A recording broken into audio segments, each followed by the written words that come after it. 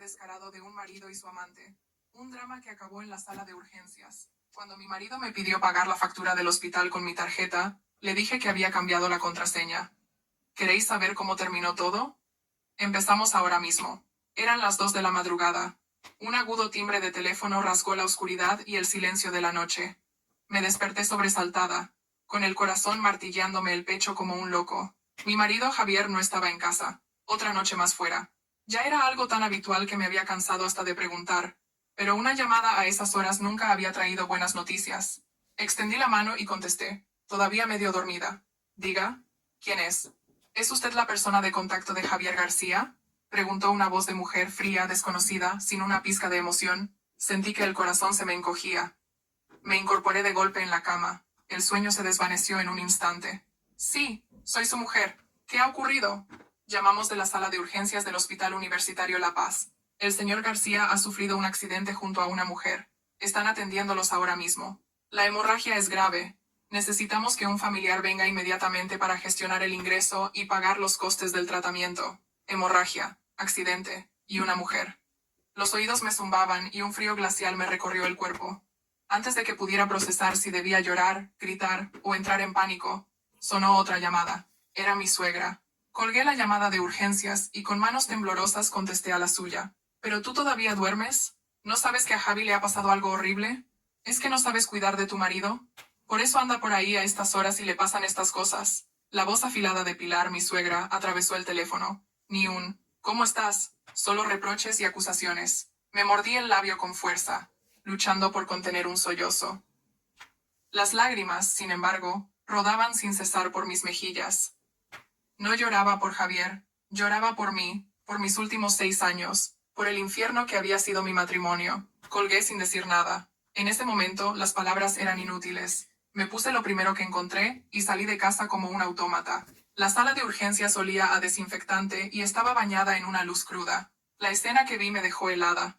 Mi marido, Javier, yacía en una camilla con el rostro pálido y una vía intravenosa en el brazo. Pero lo que me robó el aliento fue la camilla de al lado. Una mujer joven de unos 20 años estaba tumbada con la ropa en desorden.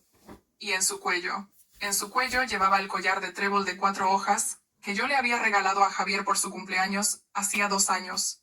Era Sara, la becaria de la empresa de Javier. Recordé haberlos visto una vez, riendo y hablando con una cercanía sospechosa.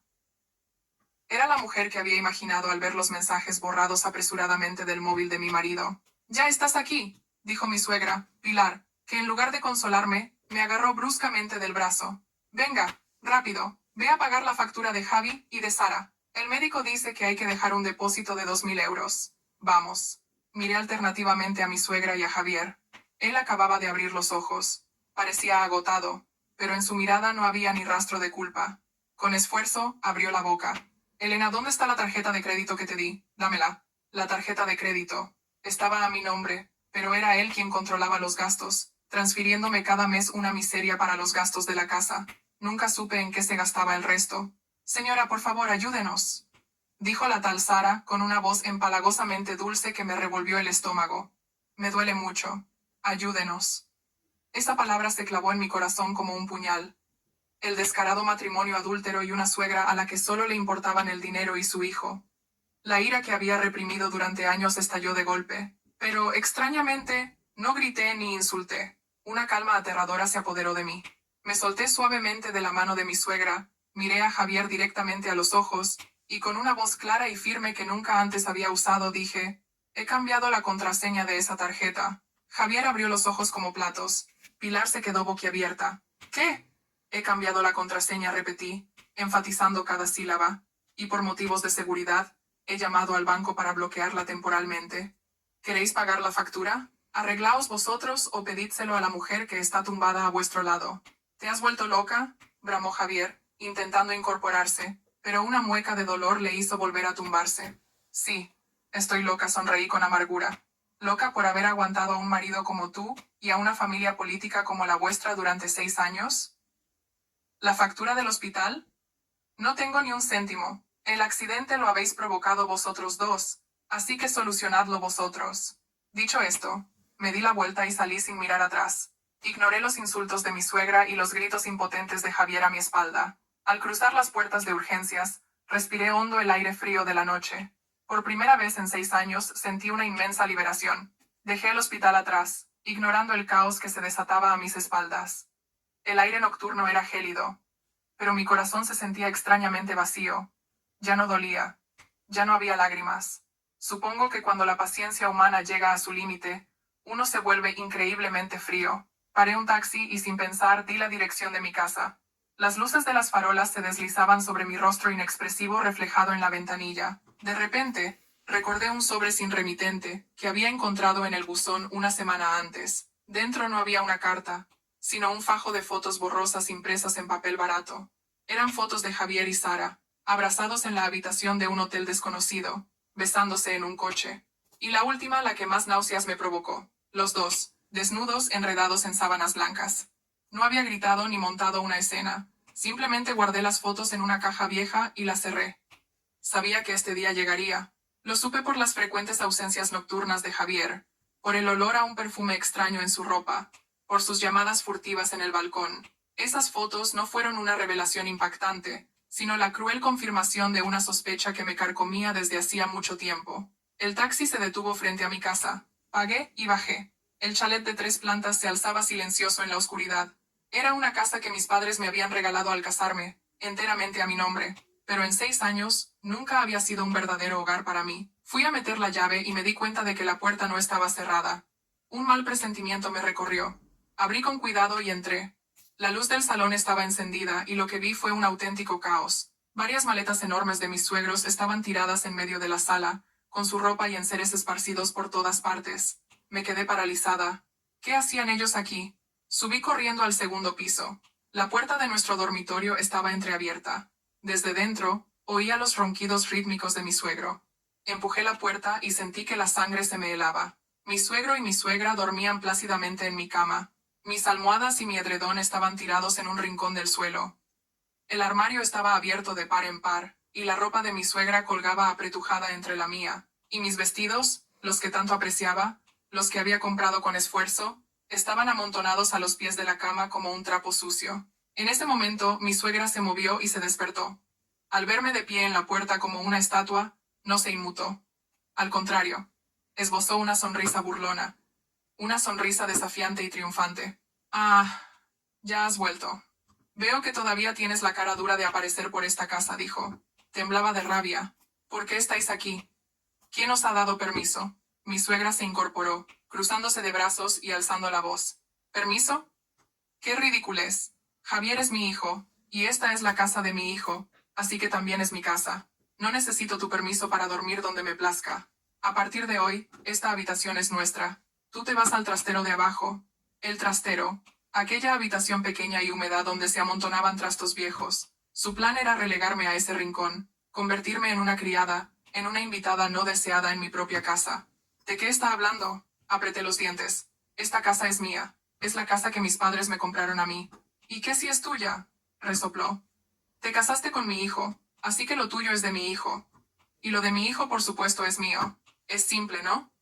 Además, una mujer como tú, que no puede tener hijos y no sabe cuidar de su marido, debería dar gracias por vivir bajo este techo. No pidas más. Cada una de sus palabras era como 1000 agujas clavándose en mi piel. Vi a esa mujer sentada en mi cama, mi ropa tirada por el suelo, a ese hombre roncando a su lado, y la rabia me subió por la garganta.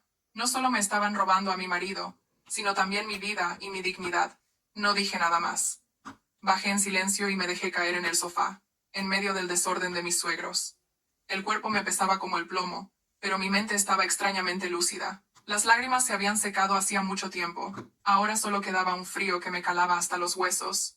Esta noche no dormiría. Esta noche, trazaría un plan. Un plan para recuperar todo lo que me pertenecía. Un plan para hacer que esos seres crueles y codiciosos pagaran por todo. Pasé la noche en vela en el duro sofá. Me dolía todo el cuerpo, pero mi mente estaba increíblemente despejada. La primera luz del alba se filtró por la ventana, proyectando sombras grises sobre el desorden de mis suegros. Alguna vez mi casa me había parecido tan extraña y asfixiante. Cada rincón familiar parecía contaminado por el olor del descaro y la codicia. Ya no era mi hogar, sino la habitación de una huésped esperando a ser expulsada. Exactamente a las 6 de la mañana, oí abrirse la puerta del dormitorio de arriba. Mi suegro bajó, y al verme acurrucada en el sofá, en lugar de preguntar cómo estaba, carraspeó con arrogancia. ¿Ya estás despierta? Una mujer en la casa y durmiendo en cualquier sitio. Venga, levántate y prepara el desayuno. ¿A qué esperas? Lo miré con los ojos vacíos. ¿El desayuno? Mi mente estaba llena de la amargura de la noche anterior. Sin responder me levanté para ir al baño, pero él me bloqueó el paso. ¿No me has oído? ¿O es que una noche fuera de casa te ha dejado sorda? Suegro. Me esforcé por controlar mi voz temblorosa. Ahora mismo no estoy de humor para cocinar. ¿Que no estás de humor? Gritó, señalándome a la cara. Primero, llámame padre. Segundo, en esta casa hay una jerarquía. Como nuera, tu deber es ocuparte de las tareas domésticas y la comida. Cuando mi hijo vuelva, agotado de trabajar, tendrá que tener un plato caliente en la mesa. ¿O es que te cuesta tanto preparar un desayuno, tú que no haces nada más que holgazanear en casa? Justo en ese momento, mi suegra bajó bostezando. Al oír la conversación, se metió de inmediato. Tu padre tiene razón.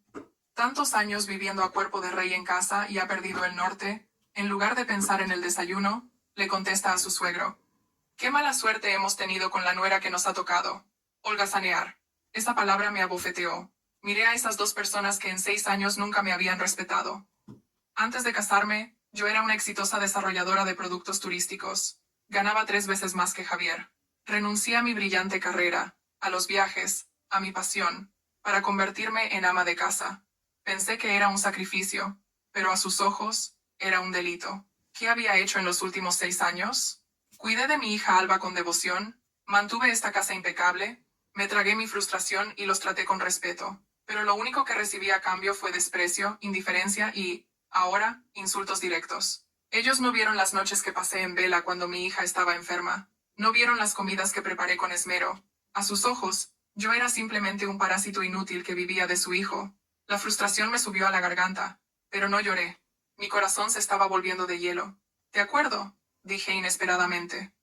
Mi voz era extrañamente tranquila. Si me consideráis una invitada, a partir de hoy esta invitada no volverá a molestaros. Fui directamente a mi habitación. Cogí una vieja maleta de viaje. Dentro había un par de trajes pasados de moda y un portátil que no usaba desde hacía mucho tiempo. Encendí el ordenador. La pantalla se iluminó, reflejando un rostro pálido pero más decidido que nunca. Ya era suficiente. La antigua Elena, llena de pasión y orgullo, había estado muerta demasiado tiempo. Era hora de resucitarla. No me iría como una fracasada. Encontraría un trabajo, ganaría mi propio dinero, recuperaría la custodia de mi hija, y echaría a esta gente de mi casa y de mi vida para siempre. A la mañana siguiente, dejé a mi hija Alba con mis padres en Toledo, con la excusa de que tenía que hacer obras en casa. Se me rompió el corazón al verla despedirse alegremente. Me prometí que sería la última vez que le mentiría. Pronto le daría una vida tranquila, una vida libre de peleas y tensiones. Me puse mi único traje, pasado de moda, y me maquillé ligeramente para ocultar las ojeras y el cansancio. Me miré al espejo, y no me reconocí. La mujer del reflejo tenía una mirada extraña, ansiosa pero decidida. Volver a la vida profesional después de 6 años me hacía sentir extraña y nerviosa. ¿Sería capaz de hacerlo bien? ¿Me aceptaría la sociedad después de tanto tiempo escondida? Grupo Solaria era uno de los conglomerados hoteleros y turísticos más grandes del país. Cuando presenté mi currículum, la entrevistadora, Marta, lo hojeó y sonrió con desdén. Elena Sánchez, 32 años. Licenciada en Gestión Turística con matrícula de honor. 6 años de experiencia como jefa de desarrollo de producto en Viajes Global. Leyó mi currículum en voz alta, como si se burlara. 6 años de parón profesional por maternidad. Cada una de sus palabras era un cuchillo invisible que hería mi orgullo. Sentí que la cara me ardía. La directora de Recursos Humanos levantó la vista de su móvil, me miró de reojo y dijo, bien, puede empezar su presentación. Respiré hondo, intentando mantener la calma, y empecé a hablar de mis proyectos, mi experiencia, mis ideas sobre la industria turística. Me había preparado a fondo para esta entrevista. Hablé con toda mi pasión y conocimiento. Creía que, aunque había estado 6 años parada, mis habilidades y mi pensamiento no se habían oxidado, pero la respuesta fue el silencio. La directora de RRHH volvió a clavar la vista en su móvil. Marta se miraba las uñas recién pintadas y bostezaba, aburrida. No estaban escuchando. No les interesaba. Desde que entré, ya tenían un prejuicio contra mí. A sus ojos, yo era una fracasada, una maruja que, tras acomodarse, ahora intentaba colarse en su mundo. Finalmente, Marta me interrumpió. De acuerdo, suficiente. Gracias por venir. Le comunicaremos los resultados más adelante. Le comunicaremos los resultados más adelante. La forma más educada y cruel de rechazo. Esta humillación fue más dolorosa que los insultos de mi suegra. En casa me insultaban como persona, pero aquí negaban mi valor, mis capacidades, todo mi pasado. Intentando salvar el último resquicio de mi dignidad, me levanté. Gracias. Adiós. Salí de aquella sala. Las palabras de Marta resonaban en mis oídos. Salí del imponente edificio de Grupo Solaria en el Paseo de la Castellana como una sonámbula. La pequeña llama de esperanza que había luchado por mantener se había extinguido brutalmente. En medio de la multitud, sentí una soledad y un fracaso extremos. ¿Por qué el cielo de Madrid estaba tan gris hoy? Justo cuando sentía que iba a derrumbarme, una escena al otro lado de la calle captó mi atención. Una anciana tropezó de repente y cayó al suelo. Era una mujer de aspecto humilde, con el pelo canoso. Debió de caerse con fuerza, porque de la cesta que llevaba rodaron por el suelo varias naranjas y un manojo de espinacas. La persona con la que había chocado era un hombre de traje, con aspecto de ir con prisa. Se giró un momento, pero enseguida volvió a ponerse el móvil en la oreja, y se fue a toda velocidad. Los demás transeúntes la miraban de reojo, pero seguían su camino. En ese instante, no sé por qué, vi a mi propia madre en aquella anciana. El corazón me dolió. Toda mi pena y mi frustración desaparecieron, reemplazadas por un impulso instintivo. Sin pensarlo 2 veces crucé la calle corriendo. Señora, ¿está bien? Me agaché y sujeté con cuidado su frágil brazo. La anciana hizo una mueca de dolor mientras intentaba levantarse. Ay, estoy bien, hija. Solo un pequeño mareo. Gracias, guapa. Vi que se había raspado la rodilla y le sangraba. Se ha hecho daño en la rodilla, dije preocupada. Siéntese un momento en ese banco. Yo le recojo las cosas. Ayudé a la anciana a sentarse en un banco cercano, y volví para recoger con esmero las naranjas y las espinacas. Algunas naranjas estaban magulladas, pero las limpié en silencio. Extrañamente, este pequeño gesto me tranquilizó. Era como si cuidar de alguien, aunque fuera una desconocida, sanara mis propias heridas. Cuando le devolví la cesta llena, la anciana me miró con una expresión cálida y agradecida. Muchas gracias, hija. Tienes un corazón de oro. Y además de guapa, eres buena persona. Sin darme cuenta, sonreí. Era la primera sonrisa sincera que esbozaba en muchos días. El cumplido de la anciana me dio una fuerza extraña. Me hizo darme cuenta de que, por muy injustamente que me trataran, mi esencia seguía intacta. Seguía siendo una persona capaz de querer y preocuparse por los demás. No es nada. ¿Le duele mucho el pie? ¿No sería mejor que fuera a un hospital cercano? No, no, estoy bien. Esta heridita se cura en casa con un poco de agua. Me has salvado, hija. La anciana negó con la mano y de repente me miró con profundidad. ¿Tienes alguna pena, verdad? ¿Se te ve en la cara? Su pregunta pareció atravesarme el alma. Dudé un momento, pero negué con la cabeza y esbocé una sonrisa forzada. No, será por el día, que está nublado. No quería contarle mis problemas a una extraña. Le paré un taxi a la anciana. Antes de subir me apretó la mano con fuerza. Hija, la vida es así. Hay momentos buenos y momentos malos. Si eres buena, el cielo siempre te abrirá un camino. Gracias por todo. El taxi se fue y me quedé sola. Si eres buena, el cielo siempre te abrirá un camino. Sus palabras resonaban en mi cabeza. ¿Sería verdad? Estaba a punto de darme la vuelta. En ese momento, no sabía que, desde la ventana de una cafetería de lujo en el edificio de enfrente, un hombre había estado observando toda la escena. Era el hombre de traje de antes, el señor Ruiz. Había terminado su llamada urgente y había vuelto a buscar a la anciana, pero ya no estaba. Solo pudo ver cómo yo la ayudaba con esmero. Sacó su móvil y marcó un número familiar. Señor Vargas, creo que he encontrado a la persona adecuada, y no es por su currículum, sino por lo que acabo de presenciar. Yo no oí esa conversación. Solo sentí que mi corazón estaba un poco más ligero. Al menos, en el peor día de mi vida, había hecho una buena obra. Arrastré mis pies cansados hacia la parada del autobús. En ese momento, el móvil vibró en mi bolsillo. Un número desconocido. El corazón me dio un vuelco. Un mal presentimiento. ¿Sería del hospital por Javier? ¿O mi suegra llamando desde otro número para insultarme? Todo tipo de pensamientos negativos pasaron por mi cabeza.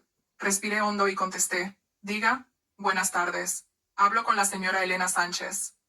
Al otro lado de la línea, una voz de hombre, educada, profesional, grave y cálida. No era ninguna de las voces que temía. Sí, soy yo. ¿Quién es? Soy el señor Ruiz.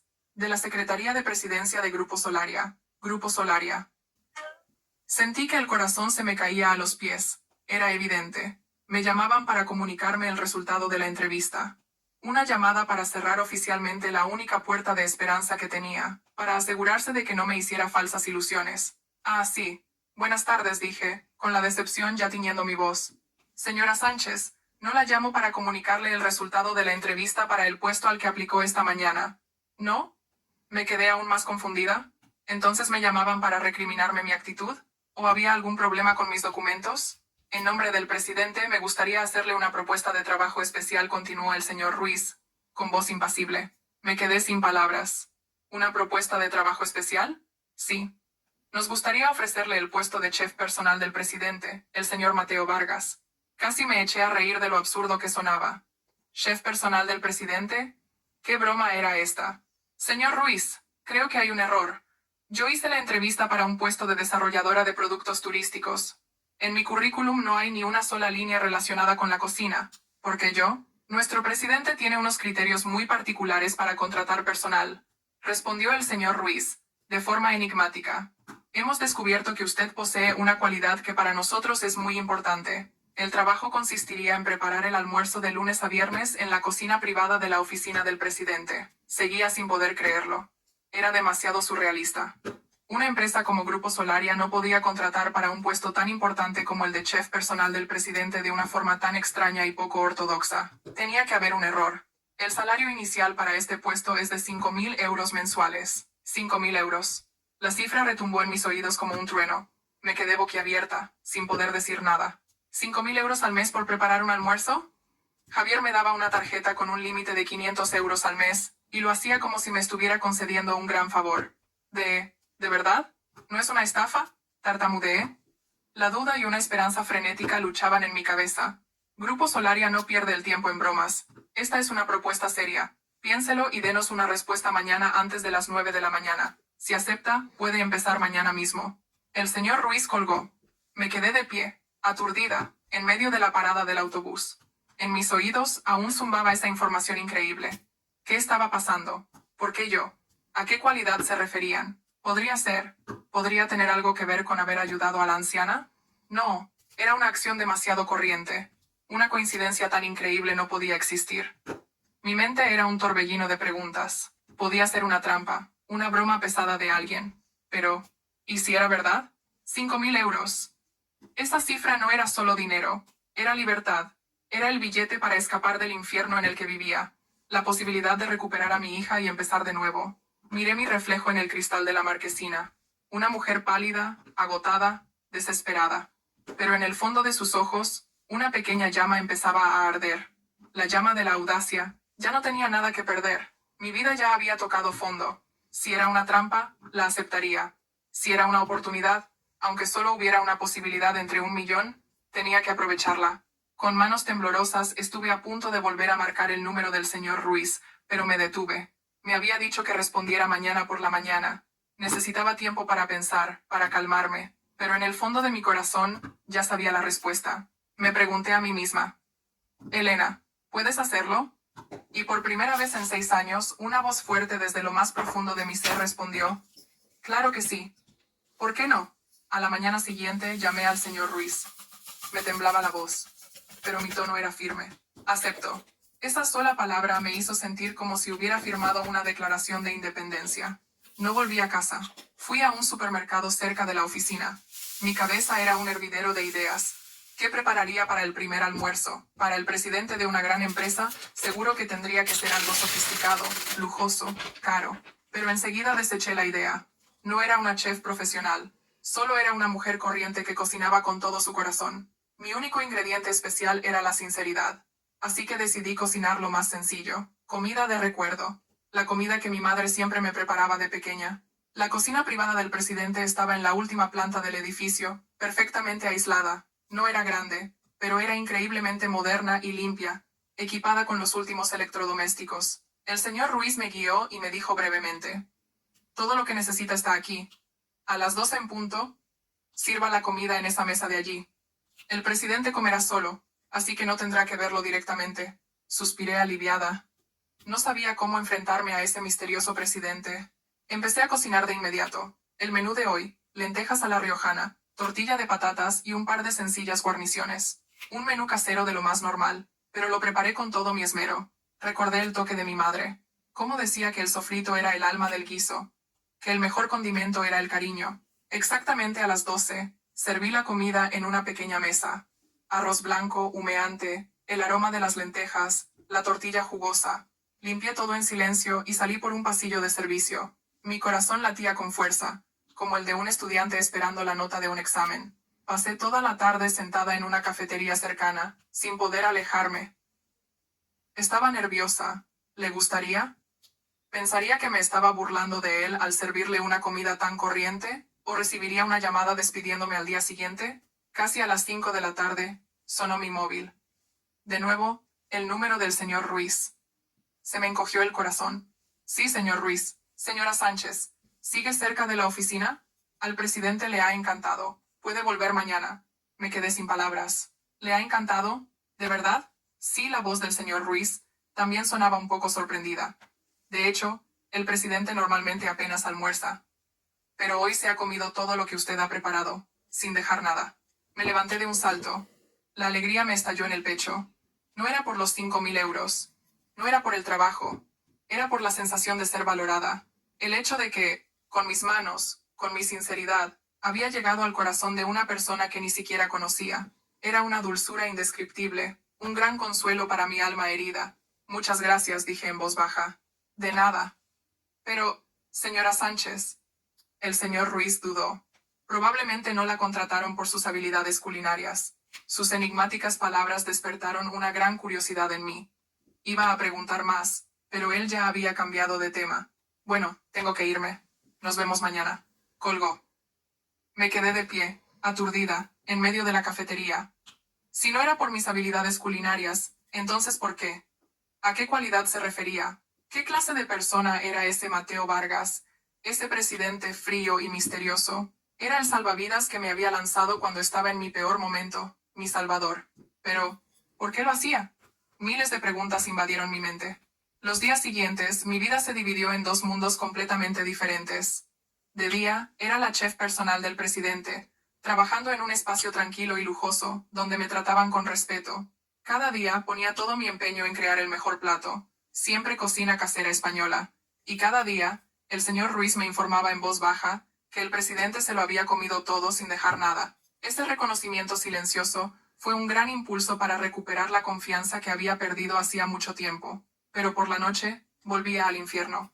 Seguía durmiendo en el sofá, soportando los ronquidos de mi suegro y las pullas de mi suegra.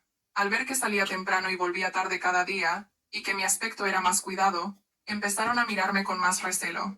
Con su marido en el hospital y ella por ahí, pintándose y arreglándose. Seguro que se está viendo con otro, me espetó mi suegra durante la cena. Tenía que prepararme mi propia comida, pero aguantaba en silencio, sin responder. Mi corazón ya no era el de antes. Ya no era la Elena sumisa y paciente del pasado. Tenía un trabajo, tenía dinero, y lo más importante, tenía un plan. Mi silencio no era sumisión, sino desprecio. Un día, al terminar de limpiar la cocina, el señor Ruiz me estaba esperando en el pasillo de servicio. Su expresión era más seria de lo habitual. Señora Sánchez, ¿podemos hablar un momento? Sí, claro. Nos sentamos en una mesa en el pequeño jardín de la azotea. El señor Ruiz fue directo al grano. He oído hablar de su situación familiar. El presidente me ha pedido que le diga que, si necesita cualquier tipo de ayuda, no dude en pedirla. Me quedé de piedra. ¿El presidente conoce mi situación? No conoce los detalles, pero sabe que está pasando por un momento difícil. El señor Ruiz me miró con sinceridad. De hecho, además de ser su asistente, también soy su abogado personal. Eso me sorprendió aún más. Este hombre, que parecía tan correcto y humilde, tenía otra faceta.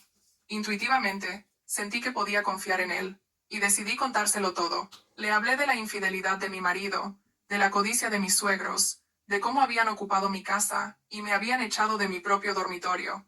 Le hablé de mi frustración y mi impotencia. El señor Ruiz me escuchó en silencio, sin interrumpirme. Cuando terminé, guardó silencio un momento y luego habló lentamente. Señora Sánchez, por lo que me cuenta, esa casa es un bien privativo suyo, un regalo de sus padres antes del matrimonio. ¿Es correcto? Sí, así es. Entonces, legalmente, esa casa es un bien privativo suyo, adquirido por donación antes del matrimonio.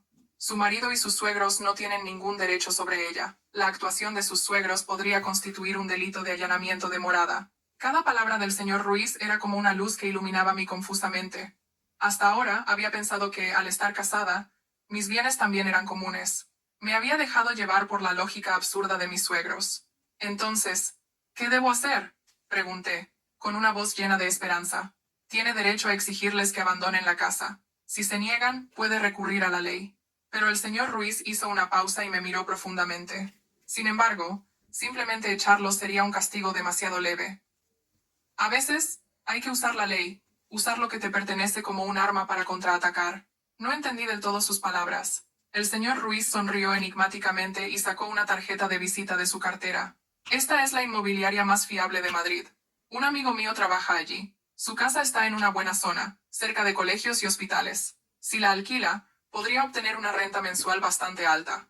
Entonces, lo entendí. Comprendí su plan. Alquilar mi casa. Convertir el espacio de mi humillación en una fuente de ingresos, en una herramienta para recuperar el control. Era una estrategia brillante. Pero, si ellos están allí, ¿cómo voy a alquilarla? Hay una forma para todo, dijo el señor Ruiz. Lo importante es si usted tiene el valor de hacerlo o no. Me puso la tarjeta en la mano. Cuando esté lista, convierta su propiedad en su arma. El presidente y yo la apoyaremos. Apreté la tarjeta en mi mano. Sentí como si un calor se extendiera por mi cuerpo. Por primera vez, sentí que no estaba sola en esta lucha. Detrás de mí, unos extraños me estaban ayudando y guiando en silencio. No sabía por qué lo hacían, pero sabía que no podía traicionar su confianza. Con la tarjeta de la inmobiliaria en la mano, mi mente era un caos. El plan del señor Ruiz era audaz, quizás incluso cruel, pero era la única manera de salir de este lodazal con la cabeza alta. No podía seguir siendo la víctima. Era hora de convertirme en la cazadora. Esta noche, después de cenar algo rápido en el trastero, me escondí en un rincón y llamé al número de la tarjeta. Al otro lado de la línea, una voz de mujer muy profesional. Reuní valor y expuse mi petición. Hola, soy Elena Sánchez. Me gustaría alquilar un chalet de 3 plantas en la zona de Pinar de Chamartín. Está completamente amueblado y en una ubicación excelente. Busco un alquiler a largo plazo. Sí, señora Sánchez, hola. ¿Podría darme más detalles sobre la vivienda y el precio de alquiler que desea? Describí la casa con detalle, cada mueble que mis padres habían elegido con tanto esmero. Se me hizo un nudo en la garganta al hablar. Aquel lugar contenía la sangre y el sudor de mis padres, su amor por mí, y ahora estaba ocupado por quienes no lo merecían. En cuanto al precio, recordé las palabras del señor Ruiz e hice una pausa. No necesito un precio muy alto. Quiero que se alquile lo antes posible. Digamos 2.000 euros al mes, negociables. Ese precio era al menos 500 euros más bajo que el del mercado. La agente al otro lado del teléfono exclamó con alegría: Señora, con esa ubicación y esas características, a ese precio se alquilará en 1 o 2 días. ¿Podríamos concertar una visita para hacer fotos y enseñársela a los clientes? Esta era la parte más difícil. Con esos 2 ancianos plantados allí, ¿cómo iba a llevar a nadie? Mire, ahora mismo, por motivos personales, me es difícil enseñar la casa. Mentí. Ponga el anuncio primero. Y, cuando aparezca un cliente realmente interesado, llámeme. Intentaré buscar un hueco. De acuerdo. Pondremos el anuncio de inmediato. Al colgar me sentí contenta pero también inquieta. El primer paso estaba dado, pero no sabía cómo iba a evitar a mis suegros. Apenas salían de casa y se pasaban el día viendo la tele o tratándome como a una criada. Pasé la noche en vela, trazando un plan. A la mañana siguiente, mientras me preparaba para ir a trabajar, mi suegra me detuvo. ¿A dónde vas? ¿Quién va a preparar nuestro desayuno? Tengo que ir a trabajar, respondí secamente, sin más explicaciones. ¿Trabajar? ¿Y qué sabes hacer tú? Frunció los labios. Haz lo que quieras. Pero de vuelta, pasa por el mercado y compra un pollo. Lo quiero para un buen caldo, que últimamente no me encuentro muy bien. No me encuentro muy bien. En ese instante, una idea cruzó mi mente. Ese mediodía, en lugar de ir directamente a casa, pasé por una tienda gourmet. Compré una caja de un carísimo jamón ibérico de bellota y algunas hierbas para infusiones. Casi 300 euros. Prácticamente todos mis ahorros. Me dolió, pero sabía que era una inversión necesaria. Esa noche me presenté ante mis suegros con los regalos. Padre, madre, como últimamente os veo sin energía, os he comprado esto para que recuperéis fuerzas. Mi suegro y mi suegra se miraron con desconfianza. Mi suegra abrió el paquete y al ver la lujosa caja de jamón, sus ojos brillaron. ¿Y de dónde has sacado tú el dinero para esto? ¿Has vuelto a trabajar? Unos viejos amigos me han ayudado.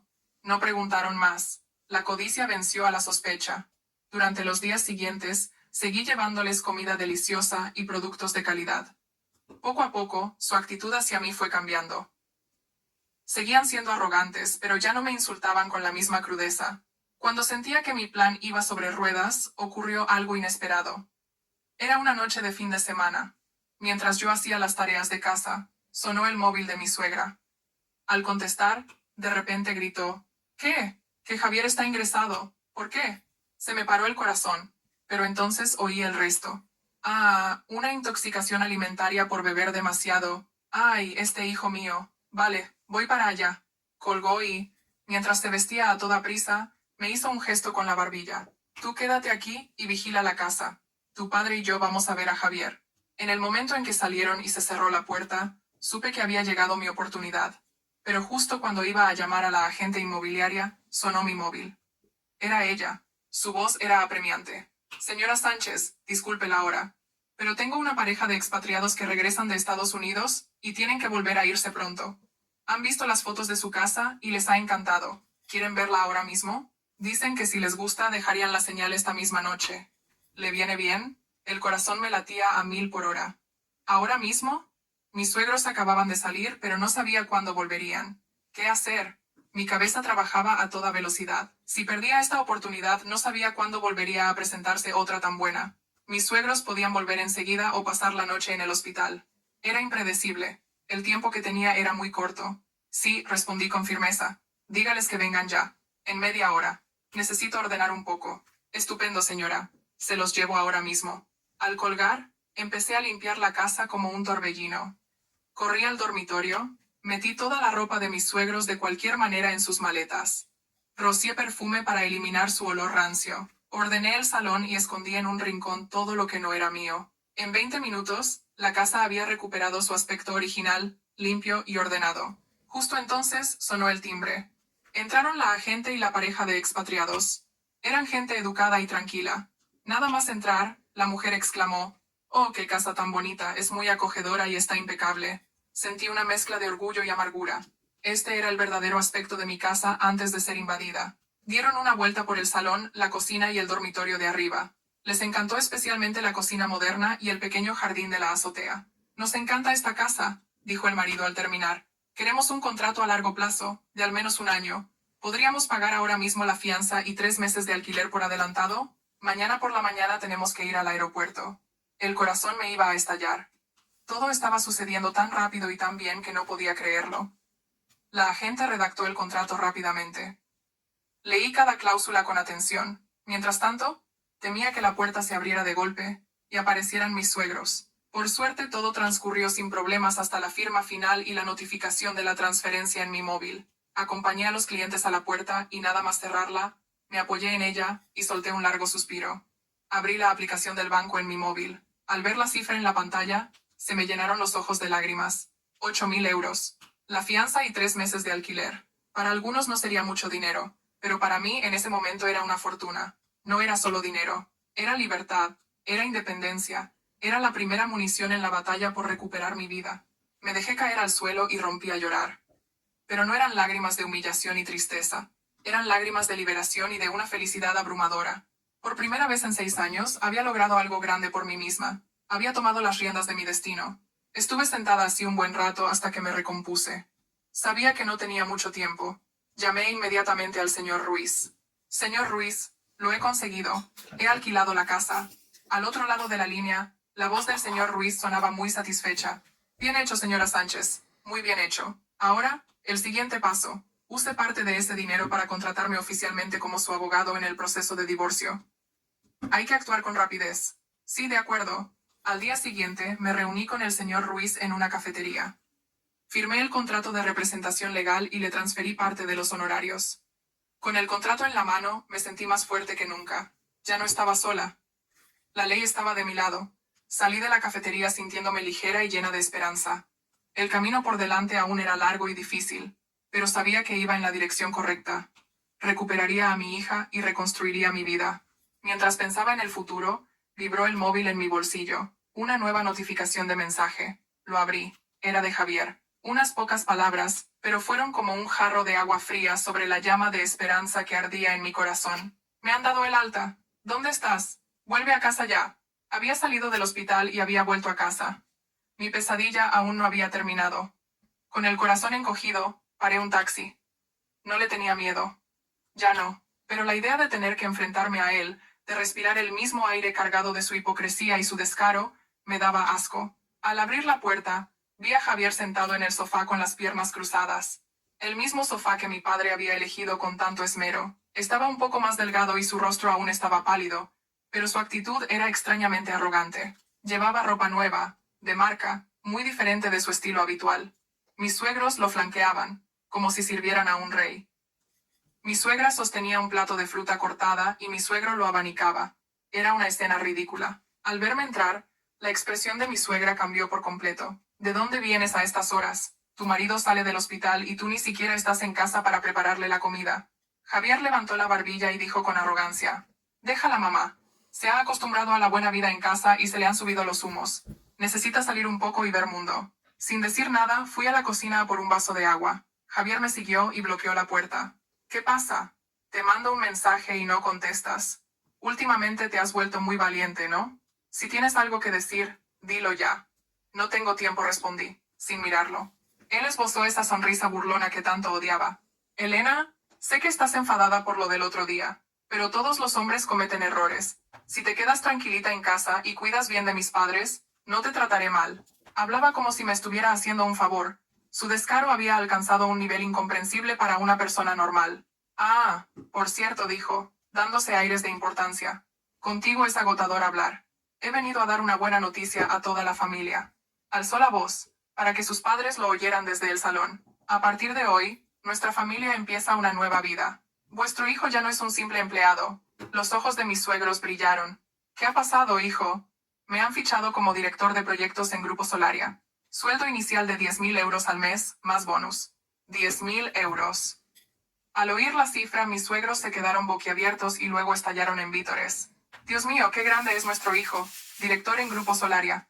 Mi suegra lo abrazó, orgullosa. Ya lo decía yo, mi hijo es un león. Sabía que llegaría alto. Mi suegro se golpeaba las rodillas de alegría. Lo aclamaban como a un héroe. Y yo, de pie en la puerta de la cocina, me quedé helada. Grupo Solaria. ¿Por qué precisamente Grupo Solaria? El lugar que me había dado una luz de esperanza, una vía de escape, ahora estaba relacionado con este maldito hombre. Esta coincidencia me dio un escalofrío. Javier me miró con aire de suficiencia. ¿Qué? ¿Ya se te han bajado los humos? ¿Te das cuenta de lo increíble que es tu marido? Si te quedas a mi lado, tú y nuestra hija tendréis un futuro. Si no, hizo una pausa, pero la amenaza implícita era evidente. Seguí en silencio. Mi mente era un torbellino. ¿Qué proyecto iba a dirigir en Grupo Solaria? ¿Cómo podía alguien con sus mediocres capacidades ser fichado por una empresa tan grande con unas condiciones tan extraordinarias? Algo no cuadraba. Como no reaccionaba, mi suegra se envalentonó aún más. ¿Lo ves? Tu marido es un triunfador, así que más te vale espabilar y no soltarlo. No te pases el día con esa cara larga o te lo quitará otra. Se me escapó una risa sarcástica. No creo que tenga que preocuparme de que se lo quite otra. Ya tiene una metida en casa. ¿Qué? Se enfadó mi suegra. Pero Javier la detuvo con un gesto magnánimo. Déjala, mamá, déjala. Es agotador hablar con gente de otro nivel. Dejad que os cuente. El proyecto que voy a liderar va a cambiar por completo la industria turística de esta ciudad. Es un proyecto estratégico, y el nombre es genial. Hizo una pausa, carraspeando para darse un aire de misterio e importancia. El proyecto se llama Raíces y Sabores. En el instante en que ese nombre salió de su boca, sentí que mi mundo se derrumbaba. Los oídos me zumbaban, la vista se me nubló. Si no me hubiera agarrado al marco de la puerta, me habría desplomado. Raíces y Sabores. ¿Cómo podía saber ese nombre? ¿Cómo se atrevía a pronunciarlo con su sucia boca? Raíces y Sabores no era un nombre cualquiera. Era mi sangre y mi sudor. Eran los 6 años de mi juventud que dediqué antes de casarme con él. Era el nombre del proyecto de turismo cultural y gastronómico en el que trabajé sin descanso. Recorrí pueblos remotos, conocí a viejos artesanos, documenté recetas tradicionales que estaban a punto de desaparecer. Elaboré un plan detallado para convertir ese valor cultural en un producto turístico único, para mostrar el espíritu de España al mundo. No era solo un proyecto. Era mi sueño, mi hijo intelectual. ¿Qué? ¿A qué mola el nombre? Continuó Javier, sin notar el cambio en mi rostro. Se me ocurrió a mí. Original, ¿eh? El presidente de Grupo Solaria dio el visto bueno nada más oírlo. ¿Se le ocurrió a él? Su descarada mentira me dio náuseas.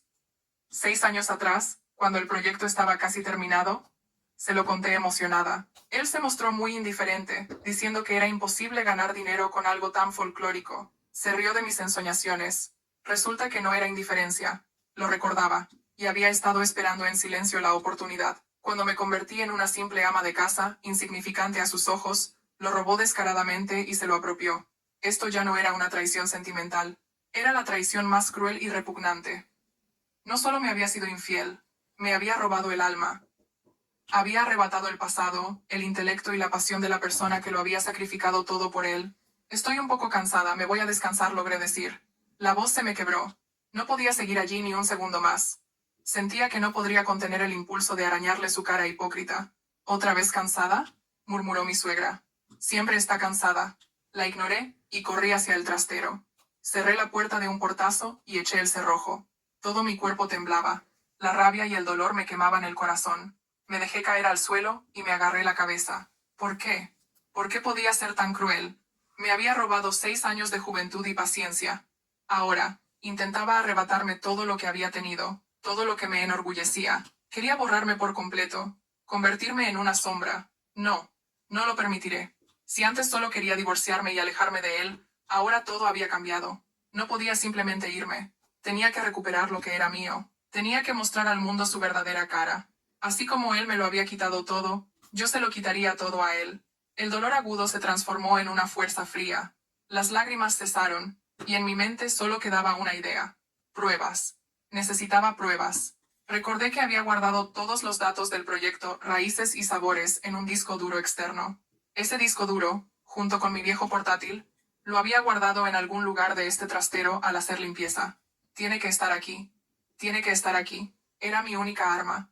La clave para darle la vuelta a esta partida. Me levanté de un salto y empecé a registrar el desordenado trastero. Mis ojos ardían con la llama de la determinación. Javier, has cometido un error fatal. Pudiste robar mi proyecto, pero no podrás robar el intelecto y la fortaleza de la persona que lo creó. Revolví cajas viejas. Aparté montones de libros y periódicos amarillentos. El polvo me hacía toser, pero no me detuve. La esperanza y la desesperación luchaban en mi interior. Si no lo encontraba, todo estaría perdido. Mis palabras serían desestimadas como las acusaciones infundadas de una esposa traicionada, y Javier, con su título de director de proyectos de Grupo Solaria, me aplastaría fácilmente. ¿Dónde estás? Sé que estás por aquí, murmuraba para mí, sintiendo la espalda empapada en sudor. Registré la última caja, en lo más profundo de un rincón. Contenía viejos recuerdos, cosas de mi época de soltera, y entonces mi corazón dio un vuelco.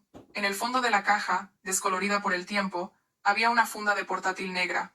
Con manos temblorosas, abrí la cremallera. Dentro, mi viejo portátil dormía en silencio, y a su lado, en un pequeño bolsillo de red, había un objeto rectangular plateado. El disco duro externo.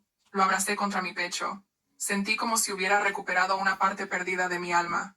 Estaba aquí. Todo estaba aquí. Conecté el USB al portátil. Un pequeño pitido y un mensaje en la pantalla. Reconociendo dispositivo.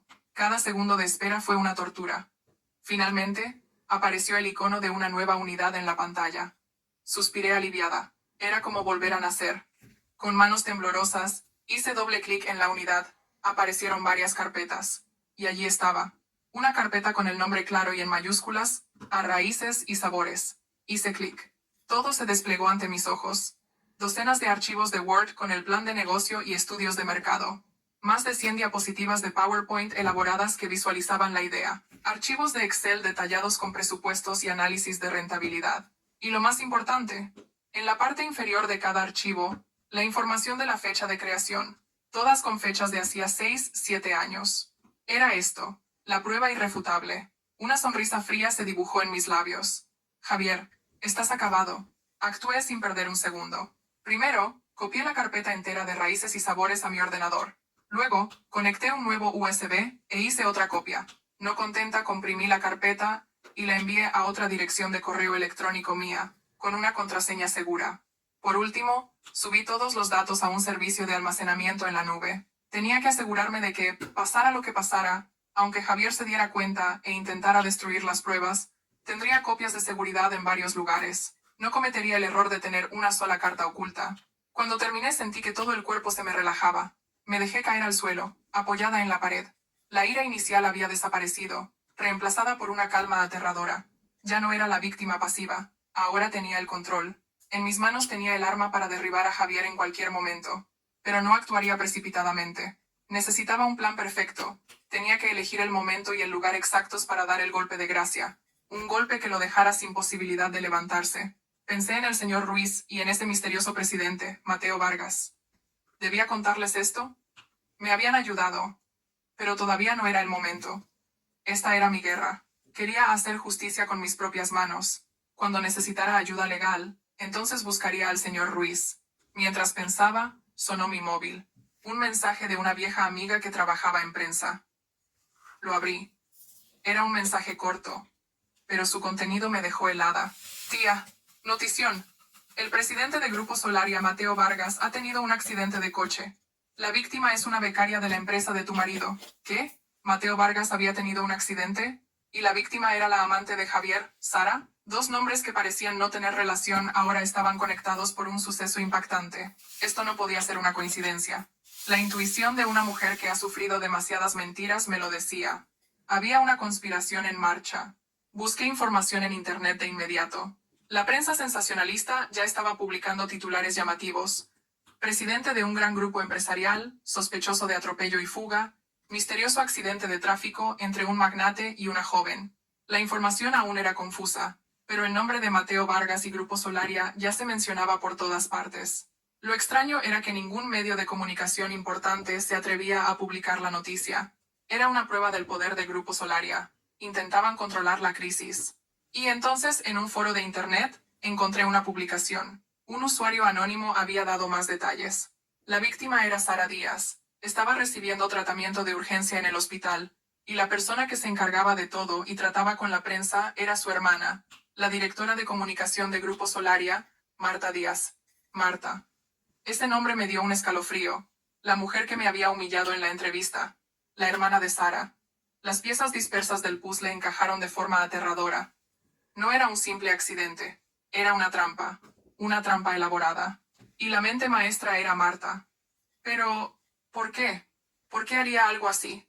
¿Dañar al presidente que le había dado un puesto tan alto? ¿Para qué?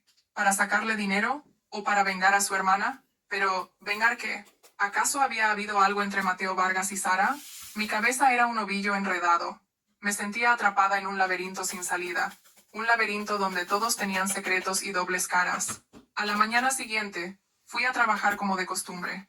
El ambiente en Grupo Solaria era tenso, asfixiante. Todos se movían en silencio. Hablaban en susurros. Parecían nerviosos. El caso del presidente era el centro de todas las conversaciones. En el ascensor, oí murmullos. Dicen que esa chica, Sara, está muy grave, que podría no volver a caminar. Pobrecilla, pero es raro, ¿no? ¿Qué hacía en el coche del presidente a esas horas? Seguro que había algo entre ellos. A saber qué se cuece en las altas esferas. Escuché en silencio. En mi interior, me preocupaba por Mateo Vargas. Era frío, pero era el hombre que me había sacado del fango.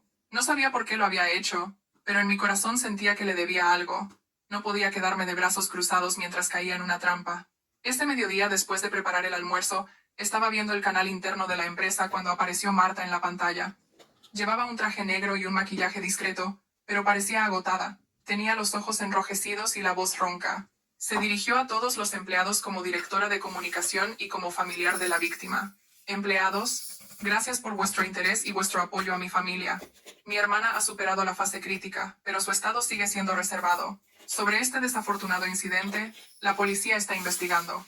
Confiamos plenamente en el juicio imparcial de la ley, y Grupo Solaria colaborará plenamente en la investigación para esclarecer los hechos. Su discurso fue impecable, profesional. Proyectó con éxito la imagen de una hermana abnegada que se preocupaba por su hermana, y de una ejecutiva leal que defendía el honor de la empresa en una situación difícil. Pero yo, que me había enfrentado a su mirada despectiva, podía ver la hipocresía detrás de sus lágrimas y su voz ronca. Sus ojos brillaron fugazmente, con un aire de triunfo. Y entonces, lanzó el golpe de gracia. Marta respiró hondo, como si estuviera librando una gran batalla interna. Sin embargo, estamos profundamente preocupados por los rumores maliciosos que circulan en Internet. Rumores que intentan dañar el honor del presidente y de mi hermana. No descartamos la posibilidad de que alguien, movido por celos personales o rencores privados, esté difundiendo deliberadamente falsos rumores para perjudicarlos a ambos. Al llegar a este punto, Marta giró de repente la cabeza hacia la cocina donde yo estaba. Su mirada, afilada como un cuchillo, se clavó en mí. El auditorio contuvo la respiración y la gente empezó a girarse para mirarme. Miradas llenas de curiosidad y sospecha. Me quedé helada. Ahora lo entendía. Esta trampa no iba solo dirigida a Mateo Vargas, también iba dirigida a mí. Ella conocía la relación entre Javier, Sara y yo. Intentaba convertirme en la principal sospechosa de difundir los rumores, en una esposa cegada por los celos, en una loca dispuesta a dañar a su marido, a su amante y a su jefe, matar dos pájaros de un tiro, un plan realmente malvado y retorcido. De pie, bajo la mirada de cientos de personas, sentí que un frío glacial me recorría el cuerpo. Me había visto envuelta en una guerra que no esperaba. La cara me ardía. Me sentía como si estuviera desnuda en medio de un gran escenario, siendo juzgada por la multitud. Los oídos me zumbaban. No oía nada. Solo veía labios que se movían y miradas que me atravesaban. Mira, es la nueva chef, ¿no? Parecía buena chica, pero da miedo. Los celos convierten a la gente en monstruos. Normal que al presidente le pasara algo así. Se ha metido con la persona equivocada. Los murmullos empezaron a crecer. Primero, susurros, luego un zumbido como el de un enjambre de abejas. Sin ninguna prueba, me señalaban, me convertían en la culpable. Me quedé allí, clavada en el suelo, apretando los puños con tanta fuerza que las uñas se me clavaban en la piel. Tenía la garganta seca. Quería gritar que no había sido yo, que todo era una trampa, pero no pude. Todas las palabras quedaron atrapadas en mi pecho, aplastadas por la injusticia. Marta había triunfado. Con unas pocas palabras astutas y una mirada intencionada, me había convertido en la principal sospechosa a los ojos de todos. La esposa traicionada por su marido, una mujer con motivos más que suficientes para vengarse de la amante, una empleada que, al no caerle bien a su jefe, podría guardar rencor. Todo era tan lógico, tan perfecto. Matar dos pájaros de un tiro, se libraba de responsabilidades y, al mismo tiempo, eliminaba a una persona molesta. La intervención de Marta terminó entre aplausos compasivos. Hizo una reverencia y, tapándose los ojos con la mano como si estuviera sufriendo mucho, se dio la vuelta. Al pasar a mi lado, me miró de reojo. Fue un instante, menos de medio segundo, pero su mirada estaba llena de desprecio y victoria. Justo en ese momento, entró el señor Ruiz. Sin mirarme, con una voz fría y diferente a la habitual, dijo secamente: Elena Sánchez, el presidente quiere verla. Se me paró el corazón. Había llegado el momento.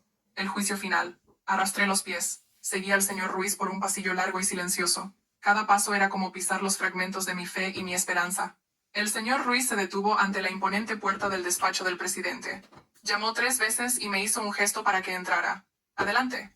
Dicho esto, se dio la vuelta. Ni una palabra de consuelo, ni una mirada de ánimo. La pesada puerta se cerró a mi espalda, encerrándome en un espacio lujoso pero frío. Y allí, detrás de un enorme escritorio, me esperaba Mateo Vargas. El despacho del presidente era tan grande que me sentí diminuta. No sabía si el frío provenía del aire acondicionado o del hombre sentado frente a mí. Mateo Vargas estaba sentado con la espalda recta, con la vista fija en la pantalla del ordenador. Ni siquiera levantó la cabeza cuando entré. Se hizo el silencio. Un silencio pesado que me oprimía el pecho. Me quedé de pie, a cierta distancia de su escritorio, apretando las manos sin darme cuenta. Quería hablar, explicarme, pero tenía la garganta seca. ¿Qué podía decir ahora? ¿Que era injusto? ¿Que todo era una trampa? ¿Me creería? ¿O a sus ojos yo también era solo una mujer corriente cegada por los celos? Finalmente habló, sin apartar la vista de la pantalla, con una voz fría como el hielo. Siéntese. Me senté en el borde de una silla, con la espalda aún recta. De nuevo, el silencio. Oía los latidos de mi corazón retumbando en mi pecho. Estaba poniendo a prueba mi paciencia. ¿Sabe por qué la he llamado?, preguntó Mateo Vargas. Su voz seguía siendo inexpresiva. Yo no he sido, dije, con la voz temblorosa, sin poder evitarlo. Esos rumores. No los he difundido yo. Solo entonces Mateo Vargas levantó la cabeza. Me miró. Era una mirada extraña, fría, diferente a la que había visto en nuestros breves encuentros anteriores. En sus ojos no había ni ira ni decepción. Estaban vacíos, lo que hacía imposible saber qué pensaba. No le he preguntado si lo ha hecho o no, dijo. Solo le estoy comunicando una decisión. A partir de hoy su trabajo queda suspendido temporalmente. Suspendido. Esa palabra fue como un martillazo en mi cabeza. Sentí que todo se volvía oscuro. Se acabó. No me creía. Me había juzgado culpable. ¿Por qué? Casi grité. Pero logré contenerme, y pregunté en un susurro desesperado. ¿Por qué me suspende? ¿Qué he hecho mal? La empresa atraviesa un momento delicado. No podemos tener a un empleado implicado en problemas personales cerca de la dirección. Es el protocolo. Respondió como una máquina, con una lógica cruelmente impersonal. Protocolo. De nuevo, el protocolo. Toda mi injusticia y mi rabia quedaban anuladas por esa palabra. Y la verdad, rompí a llorar. ¿No le importa la verdad? Ni siquiera me va a dar la oportunidad de explicarme, de demostrar mi inocencia. ¿La verdad? Una sonrisa casi imperceptible, teñida de cansancio, se dibujó en los labios de Mateo Vargas. Aquí, la verdad es el mayor de los lujos, señora Sánchez. Ya puede retirarse. La decisión oficial se le comunicará más adelante. Volvió a bajar la cabeza hacia la pantalla del ordenador. Era la señal de que la conversación había terminado. Me había despedido. El hombre que me había dado una luz de esperanza ahora la apagaba brutalmente. Me levanté sin fuerzas. La sensación de abandono era más dolorosa que la humillación. Había confiado en él, aunque nunca habíamos tenido una conversación real, había confiado en él. Por las comidas que se comía sin dejar nada, por la ayuda silenciosa a través del señor Ruiz, pensé que sería diferente a los demás. Pero me equivoqué. Era como todos. Creía solo lo que veía en la superficie, y estaba dispuesto a sacrificar a un peón como yo por la estabilidad del tablero. Salí de la habitación sin mirar atrás. Mientras caminaba por el pasillo vacío, el dolor y la decepción fueron remitiendo, y en su lugar surgió otro sentimiento. Una tenacidad obstinada. No, no puedo derrumbarme así. Fui una tonta al esperar que otro demostrara mi inocencia. Si Mateo Vargas no me cree, si el mundo no me cree, ¿qué importa? Tengo que creerme a mí misma. Si nadie me da una oportunidad, la crearé yo misma. Si nadie busca la verdad, la encontraré yo misma. No dejaré que Marta y sus cómplices se salgan con la suya. Les demostraré a todos que no soy un peón fácil de sacrificar. No dejaré que esto termine así. Encontraré la verdad por mí misma. Los 6 años de infierno en mi matrimonio me habían forjado una voluntad de acero. Cuanto más acorralada me sentía, más fuerte me volvía. Abrí mi viejo portátil. Era hora de que volviera la antigua Elena, la desarrolladora de productos turísticos, la experta en análisis de información, búsqueda y networking. Mi objetivo era claro: descubrir la verdad sobre el accidente de Sara. Para ello, tenía que acercarme a la propia Sara. Empecé por lo que sabía. Sara era la hermana de Marta y la amante de Javier. Era una conexión clave. Pero ahora estaría bajo el control de Marta, fuertemente protegida en el hospital. El acceso directo era imposible. Necesitaba otra vía. Empecé a usar mis antiguas habilidades. Rebusqué en mi agenda, buscando contactos en la industria turística, amigos y colegas con los que había perdido el contacto. La primera llamada fue a mi mejor amiga, María, que trabajaba como gerente en una gran cadena hotelera. María, soy yo, Elena. Elena. Tía, ¿dónde te habías metido? No sabía nada de ti. La voz de María seguía siendo tan enérgica como siempre. He tenido unos asuntos personales. María, necesito un favor. ¿Conoces a alguien en los resorts de lujo de Marbella? Claro que sí. En Marbella conozco a gente. ¿Por qué? ¿Te vas de viaje para desconectar? Algo así. Me esforcé por mantener un tono tranquilo. ¿Podrías confirmarme una información? A ver si puedes averiguar si hay una huésped registrada a nombre de Sara Díaz. Solo sé que está recuperándose después de salir del hospital. María dudó un momento. Comprobar la información de un cliente va contra las normas. Pero por ser tú, lo intentaré. Dame un momento. Mientras esperaba, no me quedé de brazos cruzados.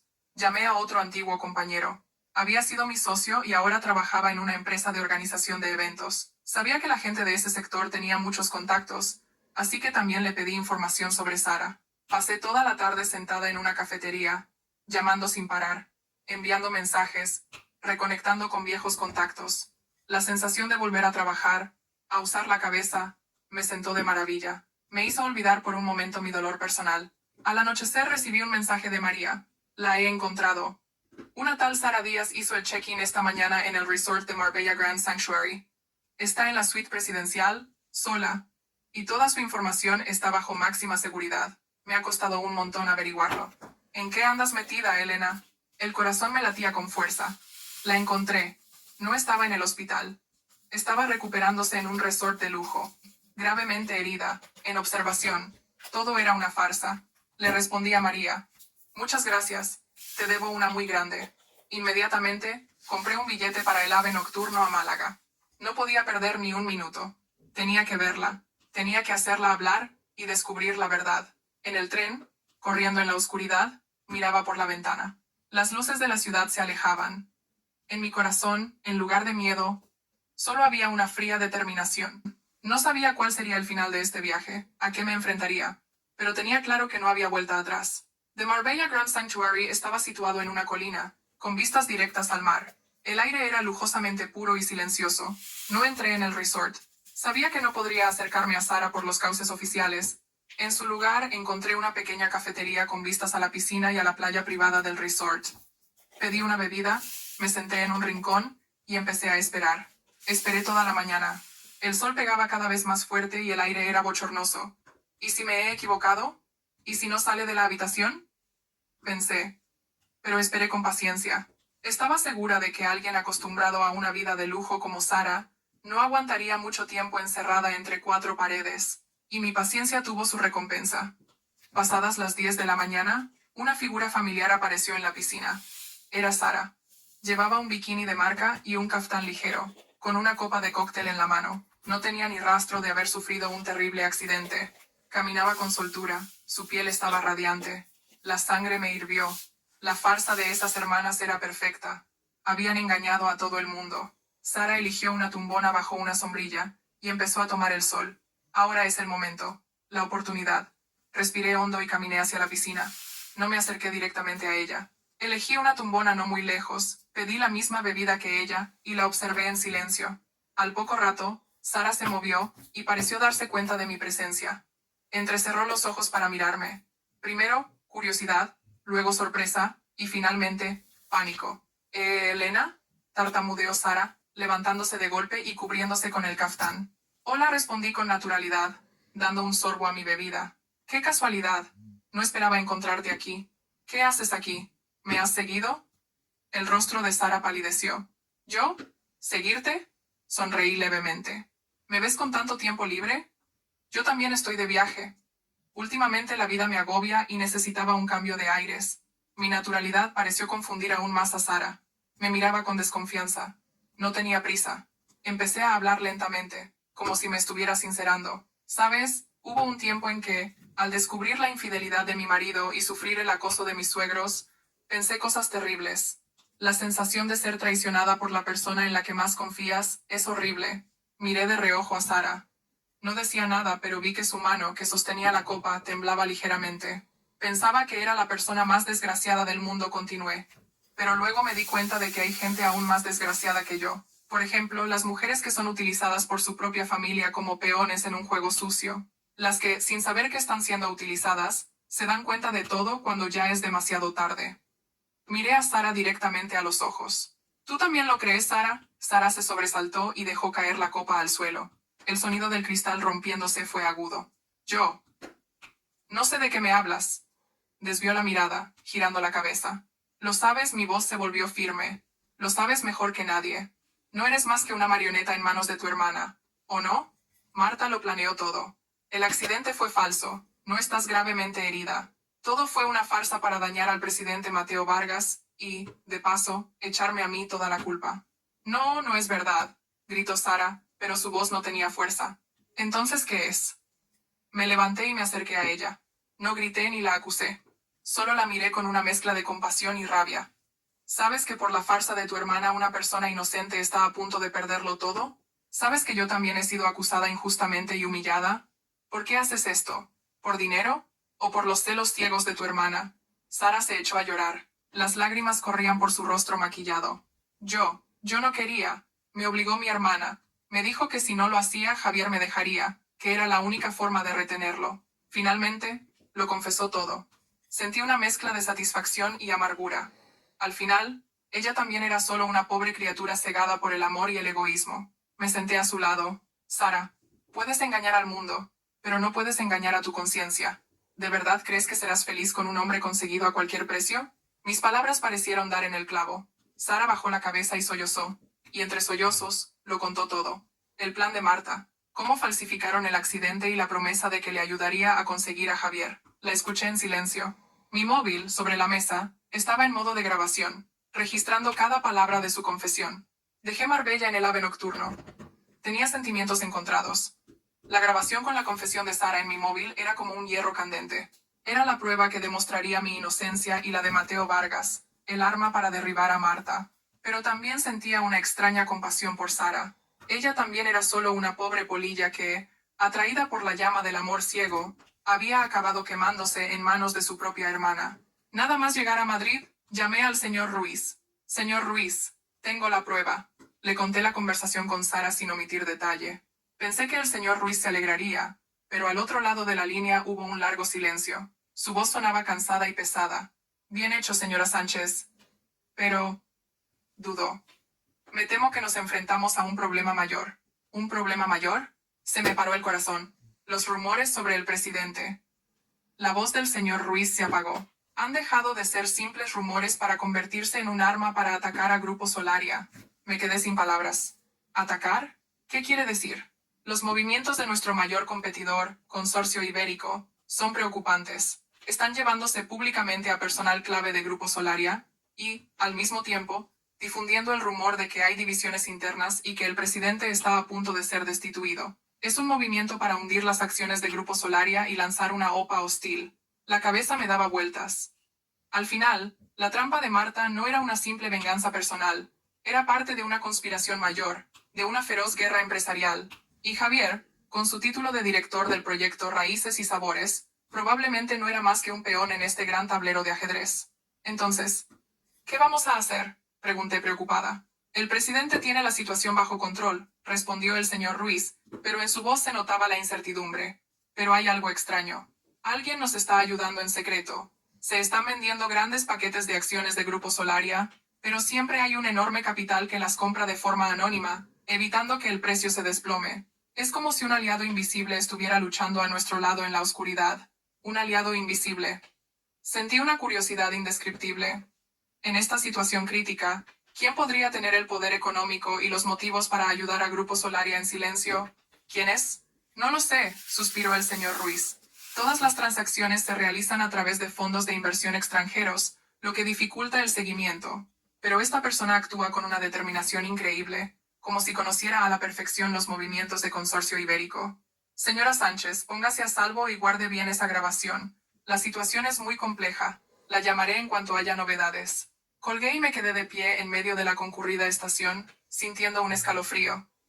Pensaba que solo estaba luchando por mi honor, pero resulta que era una pequeña parte de una guerra mucho más grande, y en algún lugar, la anciana a la que había ayudado por casualidad, la madre de Mateo Vargas, también estaba observando toda la situación en silencio. Con la agudeza de una persona que ha vivido mucho, había detectado el peligro que acechaba al negocio de su hijo, y no se quedaría de brazos cruzados. Los días siguientes fueron una tortura. No fui a la empresa, pero el señor Ruiz me llamaba a diario para ponerme al día. La guerra empresarial se recrudecía. Consorcio Ibérico, envalentonado, envió una carta oficial a Grupo Solaria proponiendo una colaboración estratégica. Un eufemismo para una adquisición. Y para aumentar la presión, jugaron su carta de triunfo. Una entrevista en exclusiva con el nuevo director del proyecto Raíces y Sabores, Javier García. Consorcio Ibérico lo ensalzaba como un talento extraordinario que Grupo Solaria había dejado escapar. En el artículo, Javier recitaba la visión y la estrategia que yo había escrito. Con un descaro absoluto, declaraba que se llevaría el proyecto a Consorcio Ibérico, donde sí valoraban su talento. Al leer el artículo, solo pude reírme con amargura. Era el ladrón predicando sobre moralidad. Están preparando el golpe de gracia, me dijo el señor Ruiz por teléfono. Su voz estaba llena de tensión. Mañana por la mañana, Consorcio Ibérico celebra una junta extraordinaria de accionistas. Probablemente anunciarán la adquisición del proyecto Raíces y Sabores, y el nombramiento oficial de Javier. Es un ataque frontal a la reputación de Grupo Solaria. ¿Y nuestro misterioso aliado?, pregunté con esperanza. Justo de eso iba a hablarle. La voz del señor Ruiz se volvió extrañamente excitada. Ha movido ficha. Señora Sánchez, no se lo va a creer. Ha solicitado asistir a la Junta de Accionistas de Consorcio Ibérico como accionista principal. ¿Accionista principal? ¿Cómo es posible? Yo tampoco lo entiendo. La voz del señor Ruiz estaba teñida de asombro. Su participación no es muy grande, alrededor del 5%, pero parece que posee las acciones de un accionista fundador, lo que le otorga derecho de veto en algunos asuntos importantes. Por lo que he podido averiguar, estas acciones han estado inactivas durante los últimos 20 años, sin ninguna transacción, se daban por perdidas. Nadie esperaba que aparecieran en este momento crucial. Mi corazón dio un vuelco. Un accionista fundador que había estado en silencio durante 20 años. Era increíble. ¿Y sabe qué? El señor Ruiz bajó la voz, como si contara un secreto. Rastreando al propietario de estas acciones, he descubierto algo asombroso.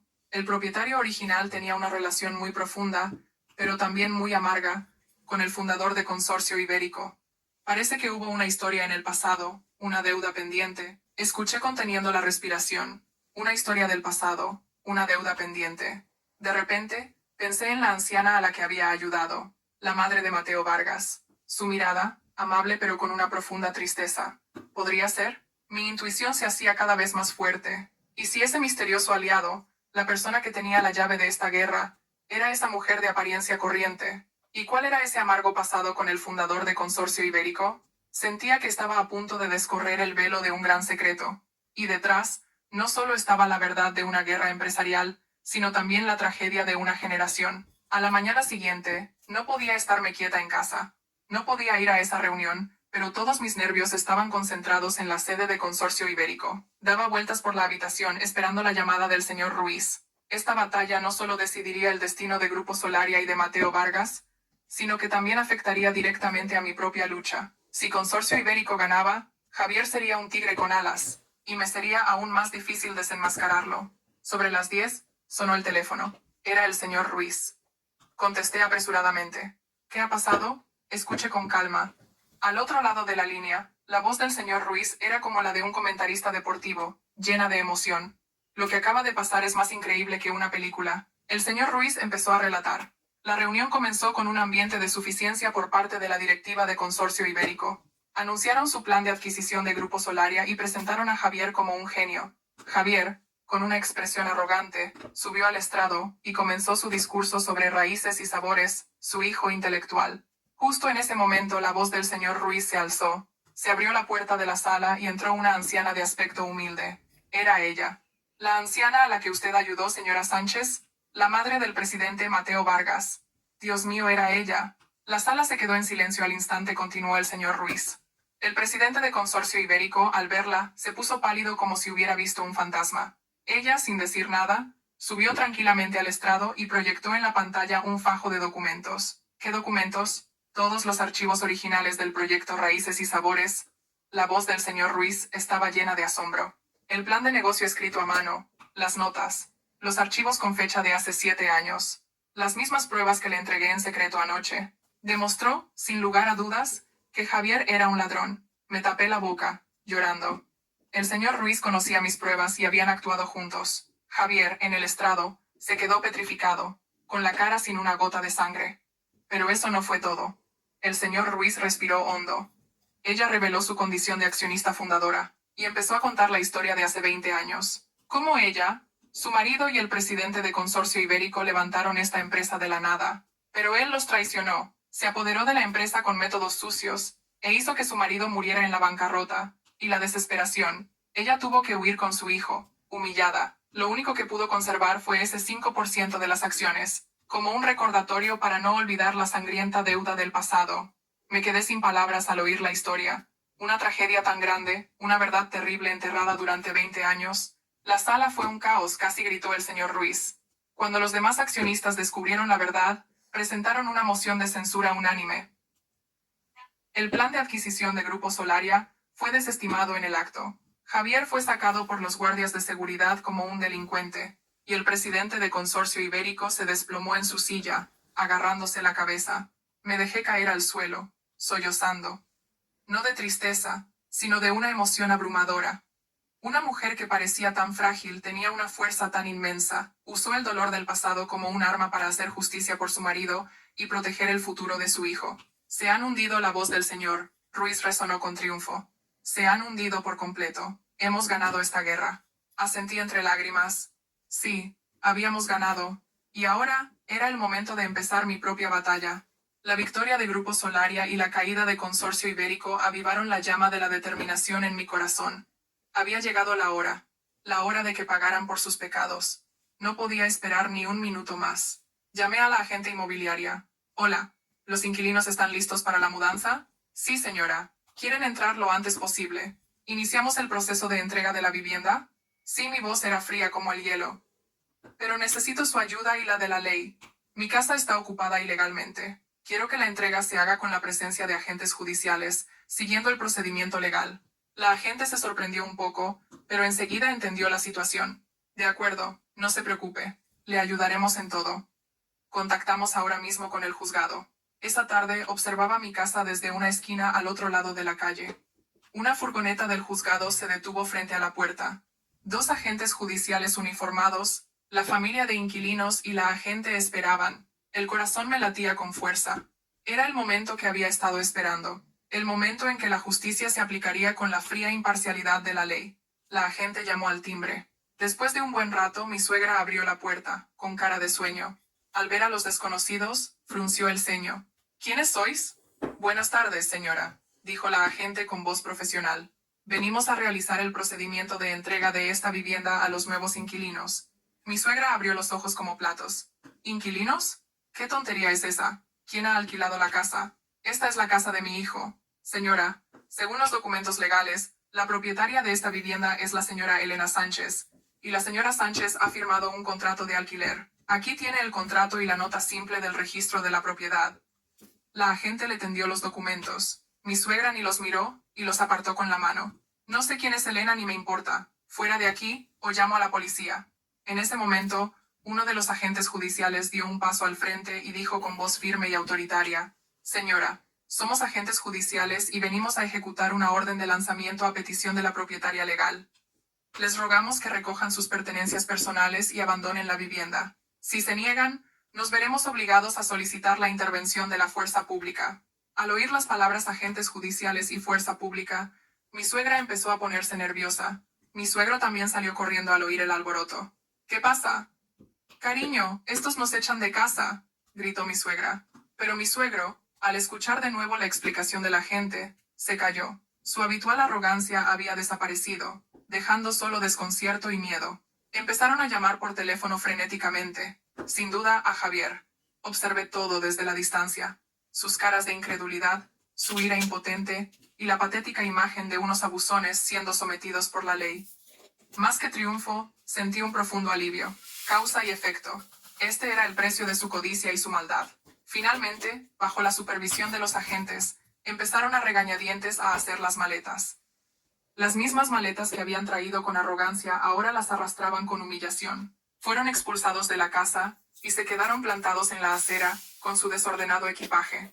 Los vecinos empezaron a congregarse y a cuchichear. Justo en ese momento, sonó mi móvil. Un número desconocido, pero sabía quién era. Contesté. Al otro lado, una voz enfurecida, casi demencial. Elena Sánchez, ¿qué coño has hecho?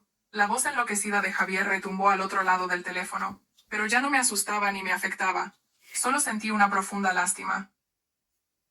Todavía no entendía la situación. Seguía creyendo que era el centro del mundo, que tenía derecho a gritarme e insultarme. ¿Qué he hecho? Respondí con una calma sorprendente. Simplemente he recuperado lo que es mío, Javier.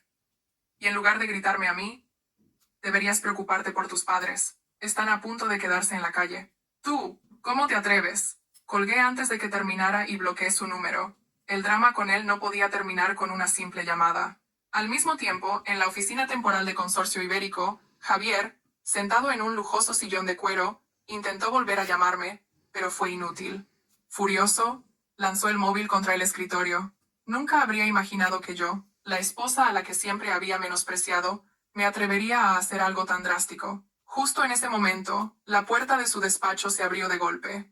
No era su secretaria, sino dos hombres con uniforme de seguridad, y detrás de ellos, un hombre de traje con una expresión gélida. ¿Quiénes sois? ¿Quién os ha dejado entrar? Gritó Javier, levantándose de un salto, intentando todavía mantener su papel de director. El hombre de traje, sin decir nada, le tendió un papel con un sello rojo. Señor García, somos del Departamento Jurídico de Grupo Solaria. Esto es una citación judicial. Ha sido demandado por robo de propiedad intelectual e incumplimiento de contrato laboral. Javier miró la citación, aturdido. ¿Qué? ¿Qué estupidez es esta? La víctima soy yo. Grupo Solaria me ha tratado injustamente. Lo que tenga que decir, dígalo en el juzgado, lo cortó el del Departamento Jurídico. Tenemos todas las pruebas que demuestran que el proyecto Raíces y Sabores es propiedad intelectual de otra empleada, registrada hace 7 años. Usted se lo ha apropiado ilegalmente. Registrada. Pruebas. Cada palabra era como un martillazo en la cabeza de Javier. Empezó a darse cuenta de que nada era tan simple como había pensado. Además, continuó el hombre con voz impasible. Consorcio Ibérico acaba de enviar una comunicación oficial. Han decidido cesar inmediatamente toda colaboración con usted. Su cargo de director de proyectos ha sido cancelado antes incluso de ser nombrado. Esta noticia fue aún más impactante que la citación judicial. Consorcio Ibérico lo había abandonado. Tras la dramática intervención de la madre de Mateo Vargas, se había convertido en un peón sin valor, en una mancha que Consorcio Ibérico quería borrar lo antes posible. No, no puede ser. Javier retrocedió, chocando con el borde del escritorio. El presidente me lo prometió. En los negocios, las promesas solo son válidas mientras usted tiene valor, señor García, dijo el hombre con una sonrisa burlona. Ahora, recoja sus efectos personales y váyase. Los guardias de seguridad le ayudarán. Los dos guardias se acercaron y agarraron a Javier por los brazos. Se resistió débilmente. Su arrogancia de hacía unos minutos había desaparecido, dejando solo miedo y derrota. No, no podéis hacerme esto. Soy el director. Soy un talento. Lo sacaron a rastras. Por el mismo pasillo por el que el día anterior todos lo miraban con envidia. Ahora, lo miraban con curiosidad y desprecio.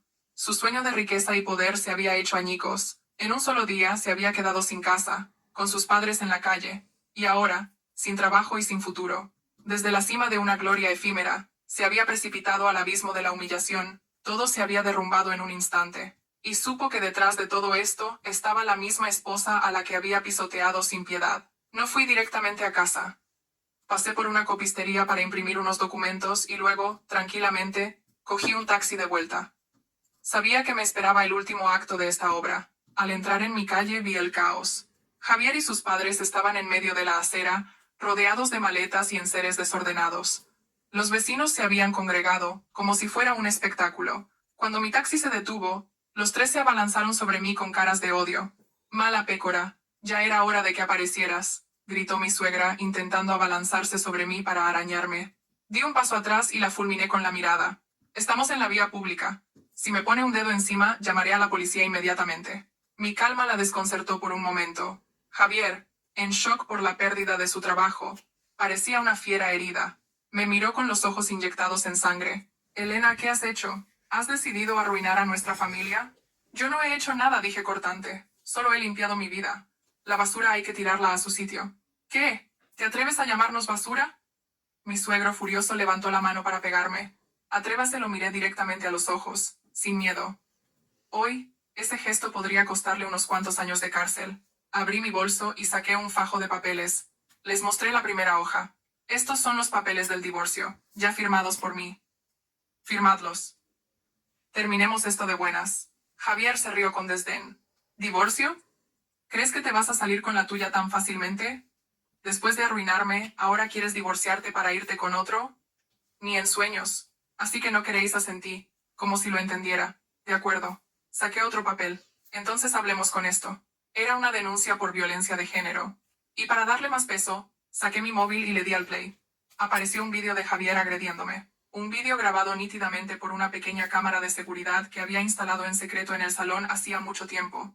Las caras de Javier y sus padres se quedaron blancas. Se quedaron helados. ¿Sorprendidos? Esto es solo el aperitivo. El plato principal aún está por llegar. Saqué el disco duro externo. Aquí dentro están todas las pruebas de que robaste el proyecto Raíces y Sabores. Los archivos originales, con sus fechas de creación. Si a estas pruebas le sumamos la demanda de Grupo Solaria, ¿cuántos años crees que pasarás en la cárcel? Javier tartamudeó, retrocediendo. No. No puede ser. ¿Cómo? ¿Y vosotros, padre, madre? Me giré hacia mis suegros con una mirada fría. ¿Creéis que esto no va con vosotros? También tengo un regalo para vosotros. Puse otro video en mi móvil. Esta vez era un archivo de audio. La conversación en la que planeaban apoderarse de mi casa y echarme. Con todos los insultos y vejaciones hacia mí. Si a esta grabación le sumamos el delito de allanamiento de morada, ¿sabéis a qué pena os enfrentáis? Deberíais consultarlo con un abogado. Ah, claro, ahora no tendréis dinero para pagar uno. Todo se derrumbó ante sus ojos. Allí, en medio de la calle, bajo la mirada curiosa de los vecinos, estaban completamente derrotados. Ya no había arrogancia ni insultos, solo miedo y desesperación. Os doy dos opciones, le dije a Javier, con un último atisbo de compasión en mi voz. Primera, firmas los papeles del divorcio. A cambio, no presentaré la denuncia por violencia de género. Considéralo un último acto de piedad. Segunda, nos vemos en los tribunales. Y entonces, lo perderás todo, incluida tu libertad. Elige. Javier me miró. Luego miró a sus padres, ancianos y temblorosos. Finalmente, bajó la cabeza. Dámelo, dijo con voz ronca. Le tendí el bolígrafo y los papeles. Firmó con mano temblorosa. Su letra, un garabato, como su vida fracasada. Recogí los papeles y los doblé con cuidado. Todo había terminado. Mi matrimonio infernal, los 6 años de juventud enterrados, finalmente habían concluido con una firma. Tras resolver los problemas con la familia de Javier, me sentí increíblemente ligera. Fui a casa de mis padres a recoger a mi hija Alba. Juntas, limpiamos la casa, tiramos todo lo que pertenecía al pasado. La casa quedó limpia, el aire volvió a ser puro y cálido. Pero en mi corazón, todavía había un nudo sin desatar. El asunto de Grupo Solaria. El asunto de Mateo Vargas. Yo era libre, pero seguía suspendida de mi trabajo y acusada de difundir rumores maliciosos. No podía dejarlo así. A la mañana siguiente, llamé primero al señor Ruiz. Señor Ruiz, ¿podría ver al presidente? Tengo algo que decirle. Por supuesto, la voz del señor Ruiz era muy alegre. El presidente también quería verla. Venga a la oficina ahora mismo. Cuando entré en el edificio de Grupo Solaria, el ambiente era completamente diferente. La gente ya no me miraba de reojo ni cuchicheaba. La contraofensiva de la madre de Mateo Vargas y la caída de Consorcio Ibérico se habían convertido en leyenda. Todos los rumores sobre Mateo Vargas habían desaparecido, dejando solo respeto y admiración. Me llevaron directamente al despacho del presidente. Esta vez, cuando entré, Mateo Vargas estaba de pie, no sentado detrás de su escritorio. Me miró. Una mirada muy diferente. Ya no era fría y distante. En sus ojos, leí calidez y un ligero matiz de disculpa. Ya está aquí. Siéntese, su voz también había cambiado. Hola, presidente, respondí, manteniendo todavía las distancias. He venido a demostrar mi inocencia. Fui directa al grano, puse mi móvil sobre el escritorio y le di al play. La grabación con la confesión de Sara resonó en la silenciosa habitación. Mateo Vargas la escuchó hasta el final, sin cambiar de expresión. Cuando terminó, suspiró profundamente. Lo sabía. Me quedé de piedra. ¿Qué? ¿Lo sabía? Asintió. Sabía desde el principio que eras inocente. Y que todo era una farsa de Marta. Entonces, ¿por qué? No podía entenderlo. ¿Por qué me suspendió? ¿Por qué dejó que todo el mundo me malinterpretara y me humillara? Mateo Vargas me miró con profundidad. Quería ver qué harías. Yo te di un trabajo, una vía de escape.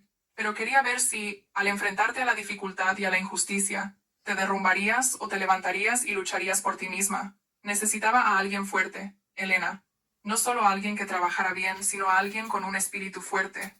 Y no me has decepcionado. Me quedé sin palabras. No fue un abandono, fue una prueba. Una prueba cruel, pero que al final me dio la oportunidad de encontrarme a mí misma. Pero, ¿cómo sabía el plan de Marta? No hay secretos perfectos en este mundo, Elena, dijo Mateo Vargas enigmáticamente. Especialmente en una guerra empresarial.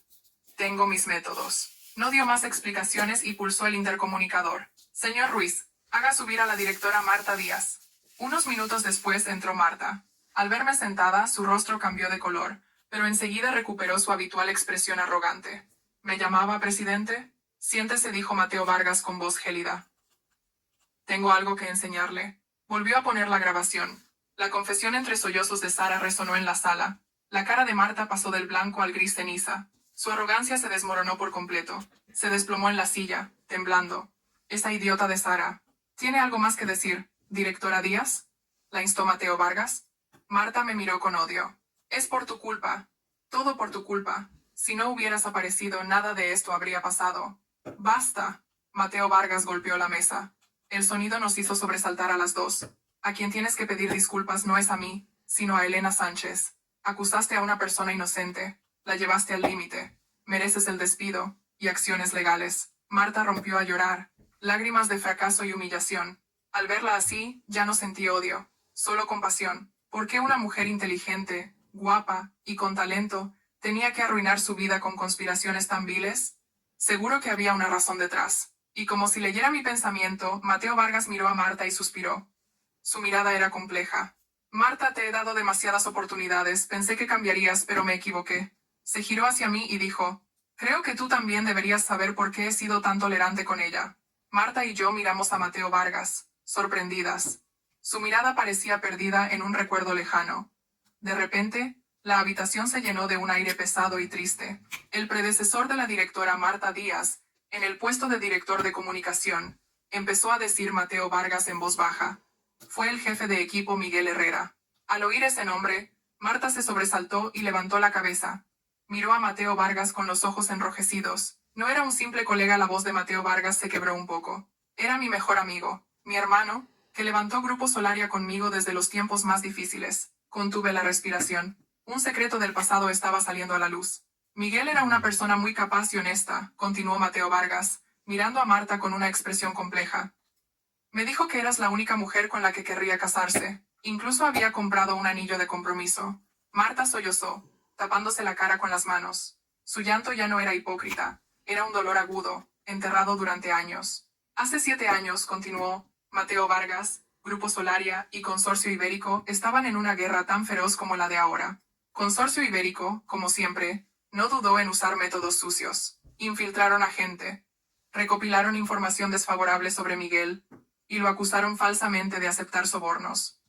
Querían cortarme el brazo derecho. Y la voz de Mateo Vargas tembló. La noche antes de que estallara el caso, Miguel tuvo un accidente de tráfico. Un camión, por supuesta negligencia del conductor, chocó con su coche. No sobrevivió. El aire de la habitación se heló. Sentí una opresión en el pecho. ¡Qué tragedia tan grande! No fue un accidente. Mateo Vargas apretó los dientes, con la ira brillando en sus ojos.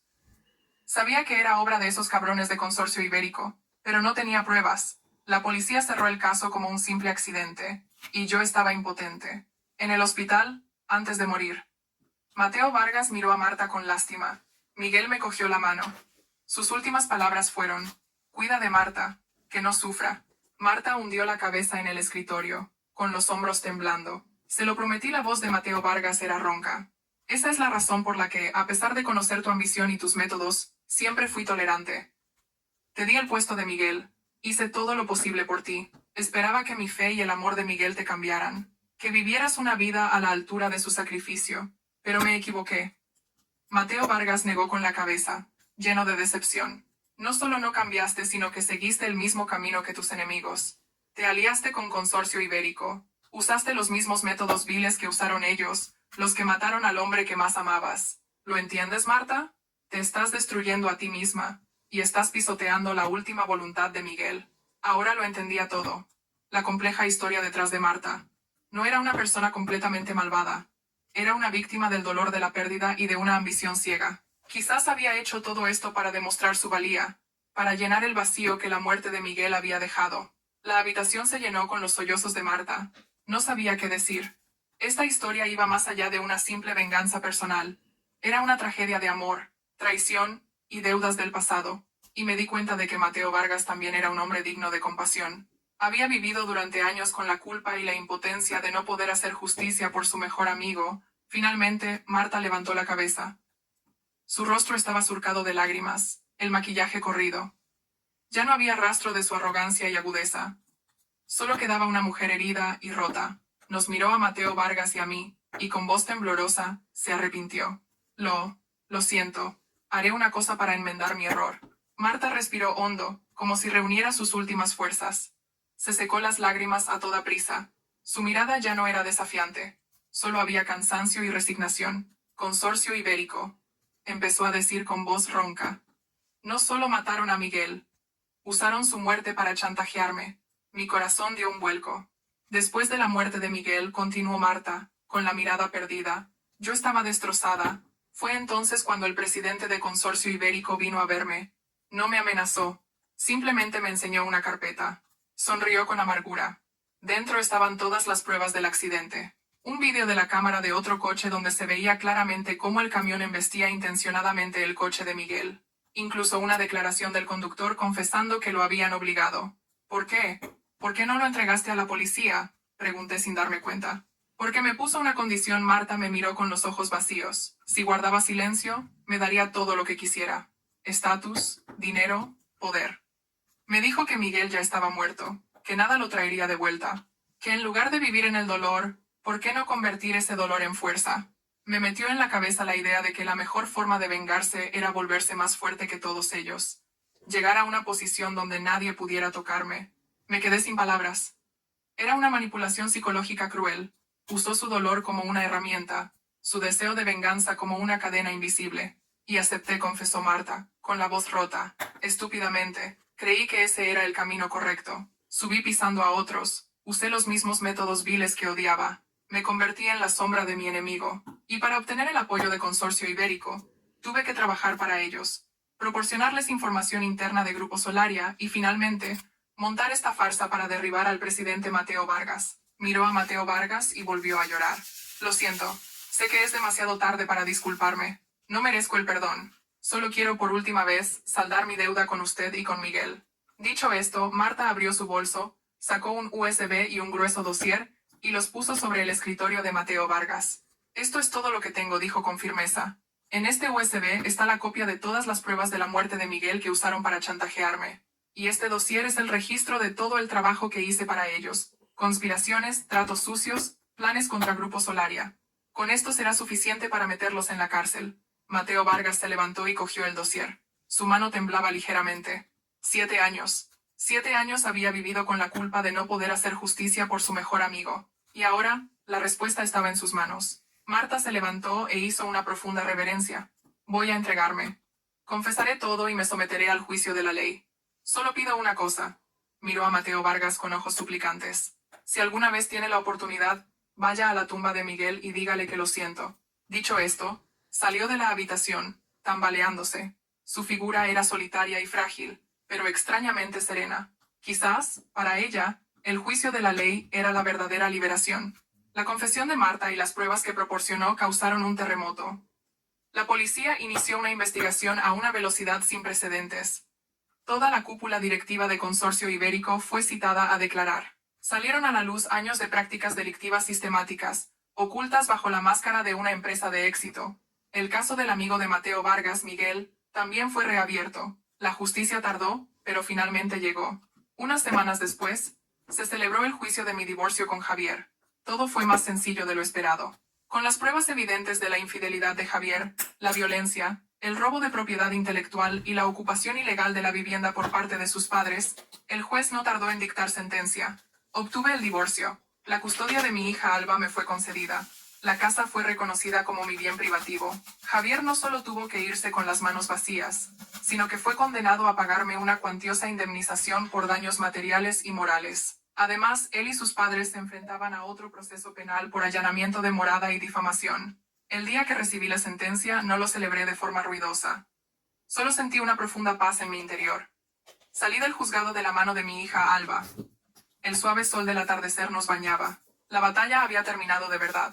Javier y su familia me miraban desde el otro lado de la calle con odio, pero ya no me importaba. Se habían convertido en extraños en mi vida. A partir de ahora, sus vidas serían una sucesión de consecuencias por sus actos. Marta, por su confesión y colaboración, recibió la clemencia del tribunal y fue condenada a una pena suspendida. Probablemente, el final más humano para una vida llena de tragedia. Todo volvía a su sitio. Dediqué mi tiempo a cuidar de mi hija, a compensarla por todo lo que no había podido darle mientras vivía en un ambiente de tensión. Reorganicé la casa, tiré viejos recuerdos, puse plantas nuevas, quería limpiar completamente el pasado. Una tarde, recibí una llamada inesperada de Mateo Vargas. ¿Cómo estás? Su voz seguía siendo cálida. Bien, gracias a ti. Tu puesto en Grupo Solaria sigue disponible. Cuando estés lista, el cargo de directora de desarrollo de producto turístico siempre te estará esperando. Era una oferta que cualquiera soñaría. Un alto cargo, un gran sueldo, el reconocimiento de mis capacidades. Hubo un tiempo en que lo habría deseado, pero ahora. Gracias, presidente, respondí, con voz tranquila y segura. pero tengo otro camino que quiero seguir. Guardó silencio un momento, y luego dijo, lo entiendo. Sea cual sea tu decisión, si necesitas ayuda, recuerda que Grupo Solaria tiene una gran deuda contigo. Colgué y miré por la ventana. El cielo estaba claro y alto. Sí, tenía otro camino que quería seguir. Un camino no dado por nadie, sino creado por mí misma. Un camino llamado Raíces y Sabores. Si volvía a Grupo Solaria, aunque tuviera un alto cargo, siempre sería la persona en deuda con Mateo Vargas. No quería vivir así. Quería valerme por mí misma, resurgir de mis cenizas y levantar mi propio negocio. Utilicé toda la indemnización y el alquiler de la casa como capital inicial. Alquilé una pequeña oficina. Registré mi propia empresa. Y no dudé ni un segundo en el nombre. Raíces y Sabores. Turismo cultural. Quería hacer realidad el proyecto que me habían robado, el sueño que habían pisoteado, pero esta vez, no sería solo un proyecto en papel, sino una empresa real que haría crecer con mis propias manos, mi hijo intelectual. Al principio fue muy duro. Yo era la jefa y la empleada. Planificaba, buscaba socios, desarrollaba los productos turísticos, todo yo sola. No seguí los productos turísticos convencionales. Mis Raíces y Sabores se centró en la experiencia profunda, en llevar a los turistas a pueblos de artesanía tradicional, a lugares con una gastronomía única y olvidada. Busqué a alfareros, a maestros de licores tradicionales, a familias que hacían dulces de forma artesanal. Los convencí para que sus casas y sus historias formaran parte de un producto turístico. Al principio nadie creía que una pequeña empresa nueva como la mía pudiera tener éxito. Recibí muchos rechazos, pero no me desanimé. Los convencí con sinceridad y pasión. Les mostré mi visión de que la conservación cultural y el desarrollo económico podían ir de la mano. Y finalmente, mis esfuerzos empezaron a dar sus frutos. El primer producto de Raíces y Sabores, una experiencia en un pueblo alfarero de Toledo, donde se podía hacer cerámica y degustar la comida casera tradicional, fue un éxito inesperado. Los primeros turistas, en su mayoría extranjeros, quedaron fascinados. No solo visitaban, vivían y experimentaban. Dejaron reseñas entusiastas en comunidades de viajeros internacionales, y Raíces y Sabores empezó a hacerse conocido por el boca a boca. Mi empresa se fue llenando poco a poco de jóvenes empleados que compartían mi pasión. La pequeña oficina ahora estaba llena de debates animados sobre nuevas ideas y de risas. Al ver los primeros resultados, mi corazón se llenó de una felicidad y un orgullo indescriptibles. Esta era la vida que quería. Hacer lo que amaba, crear valor para la sociedad y, lo más importante, ser yo misma. Ya no era la esposa sumisa, la madre insegura. Era Elena Sánchez, fundadora y directora de Raíces y Sabores. A veces me llegaban noticias de Mateo Vargas y Grupo Solaria. Su empresa crecía día a día, y sabía que él seguía observando mis pasos en silencio. Podía intuir que, cuando grandes socios venían a Raíces y Sabores, había una recomendación suya detrás. No lo rechazaba ni dependía de ello. Simplemente lo aceptaba como un reconocimiento a mis capacidades. Viviendo en mundos diferentes, ahora nos habíamos convertido en colegas y en amigos especiales, contribuyendo juntos al desarrollo de la industria turística española. Un año después, en el otoño de Madrid, Raíces y Sabores se trasladó a una oficina más grande, con vistas a un lago. De ser una startup desconocida, ahora éramos un nombre de confianza en el sector del turismo cultural y de experiencias. Mi vida había abierto un capítulo completamente nuevo. Cada mañana, llevaba a mi hija Alba al colegio, y luego trabajaba en la empresa con una pasión ardiente. Por las noches, nos sentábamos juntas en una mesa cálida, y los fines de semana, la llevaba a la naturaleza, regalándole una infancia pacífica y completa. El dolor del pasado se fue desvaneciendo poco a poco. A veces oía noticias de Javier. Después de salir de la cárcel, malvivía con trabajos esporádicos. Sus padres, me dijeron, habían vuelto a su pueblo y vivían soportando las críticas de los vecinos. Ya no los odiaba. Mi corazón estaba en paz. Cada uno es responsable de su propia vida. Mateo seguía en contacto conmigo, no como el presidente de Grupo Solaria, sino como un amigo. A veces, pasaba por mi oficina con un ramo de flores, nos sentábamos junto a la ventana y hablábamos de trabajo, de la vida, del futuro. No tenía prisa, no hacía promesas. Simplemente estaba a mi lado, con paciencia y sinceridad. Esperaba a que yo sanara mis heridas y estuviera lista para abrir de nuevo mi corazón. Una tarde, mientras me preparaba para irme a casa, la recepcionista me entregó un sobre. Sin remitente. Lo abrí con curiosidad. Dentro había una pequeña tarjeta y una carta escrita a mano. Una caligrafía familiar. Marta. Leí la carta. Había salido de la cárcel y había empezado una nueva vida en otra ciudad. Había encontrado un trabajo normal y se esforzaba por vivir correctamente. Al final de la carta, ponía: Elena, te debo mucho. Gracias por demostrarme que se puede volver a empezar después de caer. Que la paz te acompañe siempre a ti y a Alba. Doblé la carta. Se me humedecieron los ojos. No respondí, pero en mi corazón, le dije en silencio: te perdono. No porque ella lo mereciera, sino porque yo merecía estar en paz. Aferrarme al odio solo me haría daño a mí. Dejarlo ir era la liberación para mí misma. Esa noche, Mateo Vargas me invitó a cenar. No a un restaurante de lujo, sino a un pequeño bar de barrio que servía mi tortilla de patatas favorita. Nos sentamos en medio del bullicio de una calle de Madrid. Mateo me miró con ojos cálidos. ¿Estás lista?, me preguntó suavemente. No respondí de inmediato. Miré al cielo nocturno. Las luces de la ciudad brillaban como estrellas. Pensé en el camino recorrido. De esposa humillada, de víctima de la traición, me había convertido en una mujer fuerte e independiente, que luchaba por su felicidad y su justicia. Lo miré directamente a los ojos, y le sonreí, una sonrisa radiante y segura. Sí, estoy lista. Lista para el nuevo capítulo de mi vida. Un capítulo con sol y viento, con la risa de mi hija, y con un hombre cálido a mi lado. Finalmente, el amanecer de mi vida estaba llegando. Gracias por escuchar hasta el final. Nos vemos en la próxima historia.